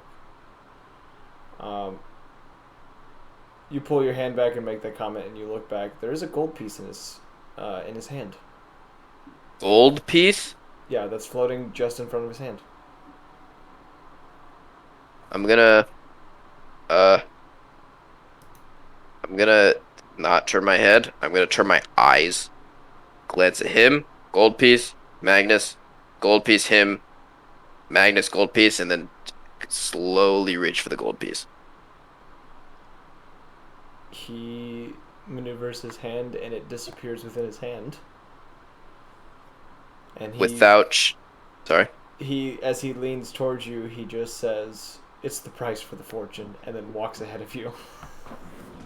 Oh man, there's more RP. Remove a gold piece from your inventory. What? Actually, you know what? That's fine. I mean, honestly, I haven't spent any money in this whole campaign except once, and I don't even remember what that was for. So What I it's think is why. funny is he has robbed you of so much money by this point. How much money is that? Because I started I think at 500. I'm at 489 right now. Yeah, every gold piece you're missing, he has taken from you. Fire. Let's go. It's not honestly out of 500. It's not that much. For not doing that much work, it's quite a bit. Hey man, I'm a bard. I can earn that back. True-ish. So you guys return to the main building. He kind of settles on one of the bunks, getting his cards ready for you. Obviously, Magnus is gonna go hang out with Veda. We can RP that in a minute if you want to. I do. Not that. I'm talking to Magnus. Oh, sorry. I'm sorry. It would just boil down to Magnus showing up and just saying, "Feta, let's drink." Yeah. All right. Yeah, and then you guys drink. It's like old No times. longer immune to fucking intoxication. I need to start using my fucking. What is it called again? Wild magic. Wild magic. Yeah. How do I use that again? I forget. Are you ready to get your new fortune? Yeah, I don't even remember my last one. I don't think I'm gonna remember this one, but let's continue. Do you want to roll the D100 or do you want me to roll it? I'm gonna roll the D100. I have dice. I want to use it. Okay, you'll roll your first D100 and then a D6. Can you blow into the mic so that I can get some good luck? No. I'm not gonna roll this if you don't do that. Good. I'm way over here. I didn't get near my Ooh. mic. Okay, Noise. so on the D100, what is the 0 for? Is that a 100 here or a 0? 0 is 0. I got an 80. Got an 80. Yes. So that means... And then you said a D6? Yes. Blow into it again? Uh... That was not a blow. It's a blow. I'm not near the No. mic, but I'm making a blow noise. No. You kind of increased your tongue. That's what I thought. Fuck off, mate. It was You Dread that did it blow- the first time. You motherfucker. You did it for disadvantage because I got a 1. My One. fucking mic's one of the only ones that can pick that shit up. It's Discord cutting it What about off. that The one? stream caught it. Nothing else did. So that one, so you got a 1, which is odd. Odd? Yes. Is that Cal okay. speaking? He pulls out the first card. You see upon this card, the top of it that is facing you looks to be a halfling man laughing as he offers a hand to a human man who looks to have fallen prone. The other half of the card, which is covered by Cal's kind of hand initially as he's putting it down, shows a half-elven man offering an elven woman a bouquet of flowers, her smiling as she is same shocked and one. flattered. That's the same one I got before, I think. Not the first one. As he kind of looks at it and kind of moves his hand over it, he says, looking at your past once more, There is a friend who has affected you greatly and has helped you develop into the person you are as of now. Better friends. Who could that be? He kind of looks at you, not suspiciously, but he seems to be in his own mind inquiring and kind of coming up with who this may be. Another D100 and another D6. And I'm not blowing into the mic. Stop asking me. All right. Hey Google Assistant, blow into the Mike. Have to fuck off. Blow for good luck, please. Showing pictures that match. All right, I'm gonna take it. Did you hear that? Sure. You didn't hear it. She said showing pictures that match. 55. Oh shit, that actually was nice because 5 is my favorite number. Wow. So 55. And do that again. You talking to me? All right. I am not, and she did not do it again. I got a 2. Okay. The next card he pulls out. He grins at this card. Will I grin at this A card? little bit. Oh no. Okay. Oh no, I'm thinking of a different card. Oh. Wait, I need It's double. my favorite number. You should switch it out. I'm double checking real quick that I am looking at the right card.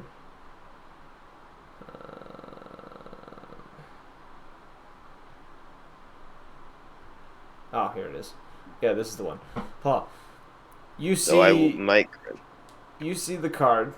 The top of the card shows a cloaked figure that is reaching Me. down towards a this very beautiful diamond at the bottom of the card. Me? The face of the person is covered by shadows as their hand is reaching out to touch this gemstone. Is And the hand white? No, it's in a glove. You don't know. It doesn't have a show skin. It could be me. He kind of chuckles, and he simply, as he says this, he says, "I don't know if there really needs to be an explanation for this one." Hold on, is the card facing me or the opposite? It's facing you, as in. He kind As of. in the diamond's close to me. Yes. Okay. But it's not upside down in my perspective. No. Well, that's good, isn't it? He kind of holds up the gold coin that he took from you. Says, "This one seems to have already happened." The gold coin seems to disappear between his fingers once more. I'm gonna squint at him and say rude. D100. What? Again? It's the last one. You do past, present, and future for these tarot cards. I gotcha. That's Wait, why that was That's why he's laughing to himself about just stealing money from you. Yo, I got a 78. Ah, I didn't ask fucking Google Assistant. Hey, Google Assistant, can you blow at the mic so that I get good luck? Dear God. I found. She did the same thing before. It's a 3. Let's go. 78 and 3. Fuck you, Assistant. He stops as he kind of looks at the card, kind of evaluating it for a moment before placing it before you. Top of the card, you see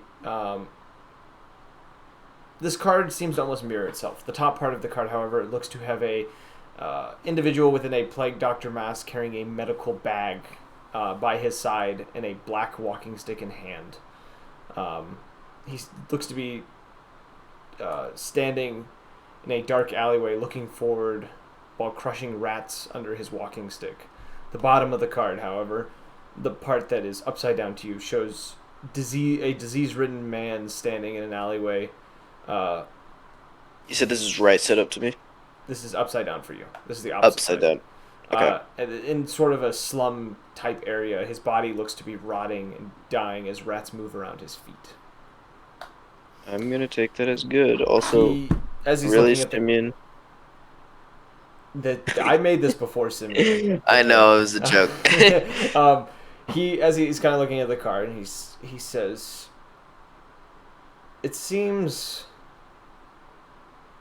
you have a future to possibly aid in some way. cleanse something or someone of a disease or something else that's affecting them. How close am I to Cal? About 5 feet. I'm gonna nudge him with my elbow, obviously, and say, well, obviously, we both know what that cure is. It's boredom. Bard, obviously, you're a bard too.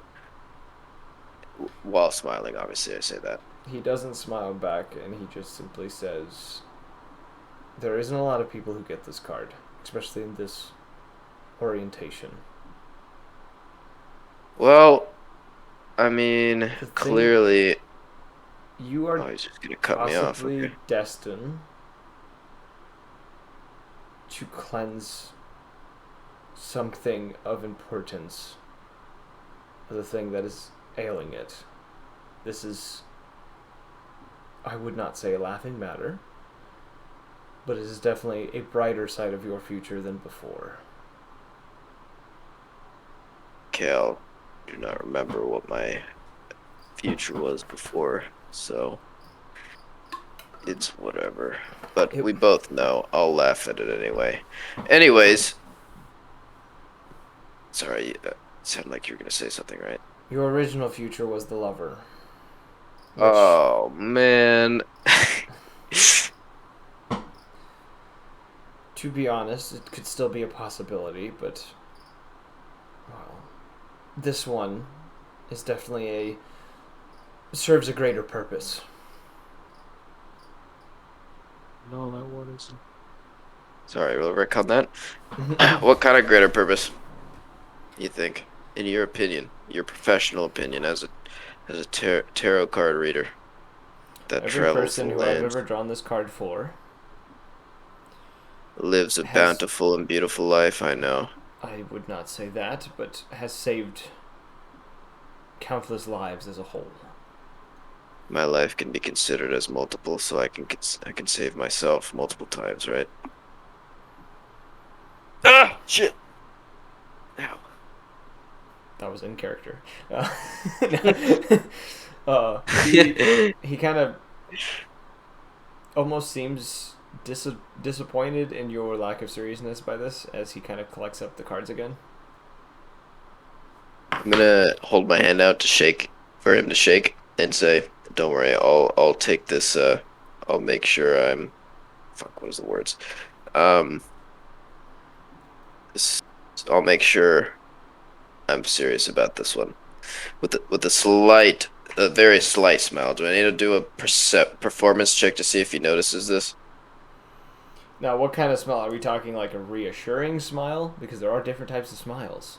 Like a very slight smile, as if I'm like, okay. Like you're trying to fight back smiling, but it's Yeah. deception. Deception. If you're trying to hide a smile, it's deception. Yes. Yeah. It's basically the same thing as performance on both. Yo, 25. He kind of looks at you for a moment and shakes your hand and simply says, I hope you do.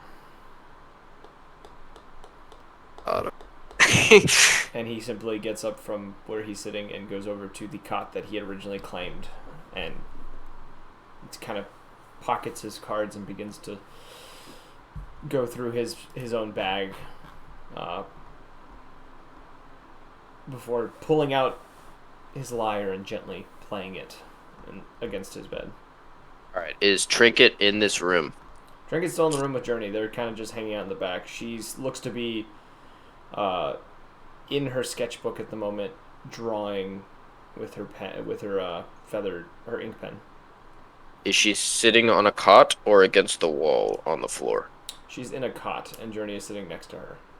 I'm gonna sit next to her. I was debating on putting my arm around her, but that is not. I don't think that's the way Leo would. I was about to say Arthur. I don't think that's the way Leo would respond to this. I'm gonna just sit next to her and say, "All right, Trinket. It looks like I am to cure your ailment. So whatever you need, just let me know." With a reassuring face on his face and a nod. As soon as he says, "Let me know," and he's gonna get up, walk away. She rolls her eyes and continues drawing. Journey's gonna look at like Leo, like, huh? Wait, what was that last word? What the fuck? What the fuck? And just kind of like a nonverbal. Alright, let me get my camera out. I don't think I can properly explain this with my words. The face he makes. Oh dear God, we're doing a face reveal on the stream. Is that all right with you? That's- I don't know your real name, Journey. And also Tyler. That's fine. It's your face you're revealing. I don't require My face. webcams for this campaign as of now. My face is pretty beautiful, so it's alright. Stream just crashes the moment you turn on your camera. Just... Look, I can't control how beautiful my face is, alright? And then, Dread, you may have to control yourself, because you clearly have a beautiful entourage. Alright, so. My bad. Alright.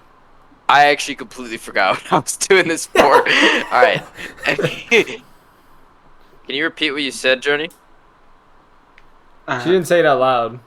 Journey gives Leo a nonverbal look of, what the fuck are you doing? Alright, he goes, and then points to Cal.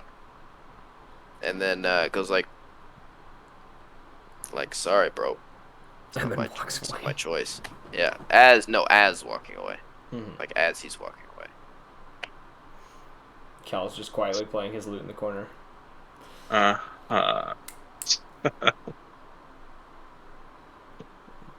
Just Why look this- over at Cal like, what? And then just kind of go back to like, just kind of watching what Trinket's doing. Yeah. Cal's no idea any of this is happening. He is just strumming his lute quietly. Looking at Trinket's picture by this point, because several hours has passed, it is very detailed. It's very accurate to what the dragon actually looked like that you had fought. This is really good, Trinket. Were you trained, or is this like all self-taught? A little bit of both. I used to train drawing schematics for various items. Kind of transferred it over from there. Nice. This is really impressive. I had no idea you could draw so well. Kind of kept it under wraps because, well, it's just something I do usually when I'm alone. It's understandable. I think you did a really good job. So, yeah. And she gives you kind of a smile and thanks you and keeps on the drawing. Any more RP for the day? I'm going to hold a fist bump to Journey as I'm walking away. Before he says I like to picture you walked away and then you walked back over. Alright, we'll go with that. Like, Dream will just like confusedly accept. I mean, like reciprocate the fist bump. Just kind of like, okay. As Yes. you go at the fist bump, he's gonna nod like a, yeah, good job, let's go, and walk away. As if referencing her, like, conversation with Trinket, her lover. Yeah. He's the one who figured it out. Yo, it's not that big of a surprise. My No. my insight, I'm proficient in insight. Yeah. So the rest of the day passes. Magnus doesn't return for most of the night. Wait, where did Magnus go? He went and drank with Theta. Oh, okay, yeah, okay. And as the next morning comes, and you all kind of get up and kind of gather yourselves, you hear an eruption outside.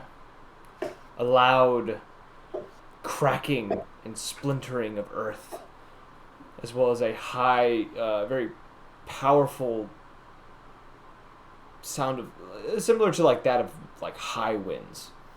And upon like quickly checking to see what this is, you all notice, and Draco, you would be one of the first to notice this. You see to the north, in the rough area of where Gorgamoth is, you see the center island that you have all seen on maps. And Draco, who is very familiar with this place, seem to almost rise up and begin to float several miles above its original resting place. A swirling storm of dark energy spinning beneath it as it's holding it up, as well as these dark masses and silhouettes flying around the now floating island. And then Draco, you hear within your mind your god say the words, "Find the ring, bring it home, and return chaos to its rightful place before it consumes everything. It only grows more restless and hungry, breaking free of its chains until it is unrestrained and shatters this plane and every plane beyond it." And bring Lord of the Rings into this. And I think that's where we're going to end tonight's session. Wait, hold on. Can I do one more thing? Yes. Alright, so Magnus is not with us, correct? Would you have stayed with Feta for the night after drinking? Yeah. Yeah, so he wouldn't be with you. So, what does the acidic effect on its skin look like? Like, in general? It's like a faint green hue that goes to his skin. Minor illusion, I'm doing that. And then I'm gonna say, don't worry guys, we can handle this. And then we'll end tonight's session. It's All not right. even. It's not even what? It's like. It's not only a bad impression, but it's not even. Do an impression. shit Do an that impression. you Let me try it. Do an impression right now. say. Say something and I'll What are you continue on it. about, bro? No, just do it. Oh, fuck off. I want to try. Tyler, go ahead, bro. Leo would be able to do the impression right. I know, I gotta- I don't expect Alec to do it right. That's not very nice. I don't expect myself to do impressions right too, so shut the fuck up. Stop getting butthurt. Anyways. I was joking. Stop getting butthurt. Shut the fuck up. God, you're such an idiot. Anyways. We hope you guys enjoyed. I hope the party enjoyed this session. I think this was a very fun under the radar session because kind of a low, I guess, in the whole conflict that you guys have had. You've had a lot of rough stuff happen recently, or at least some of you have. And one of our 4 members, 5. Sorry, I forget Draka's here. 5 people are gone for this session. But we hope you guys enjoyed. If you did, there are 3 ways to catch us live. Follow the Discord, follow the Twitch, or follow us on Twitch. Those are the 3 ways. Did I say Twitch twice? Twitter. Follow us on Twitter. That's the other one. And if you want to catch up on previous episodes, go check out the YouTube page where we have everything neatly organized so you can watch or listen to everything from beginning to current or end if the campaign has already ended. And as always, we hope you guys enjoyed, and we hope to see you all in the next one. Peace.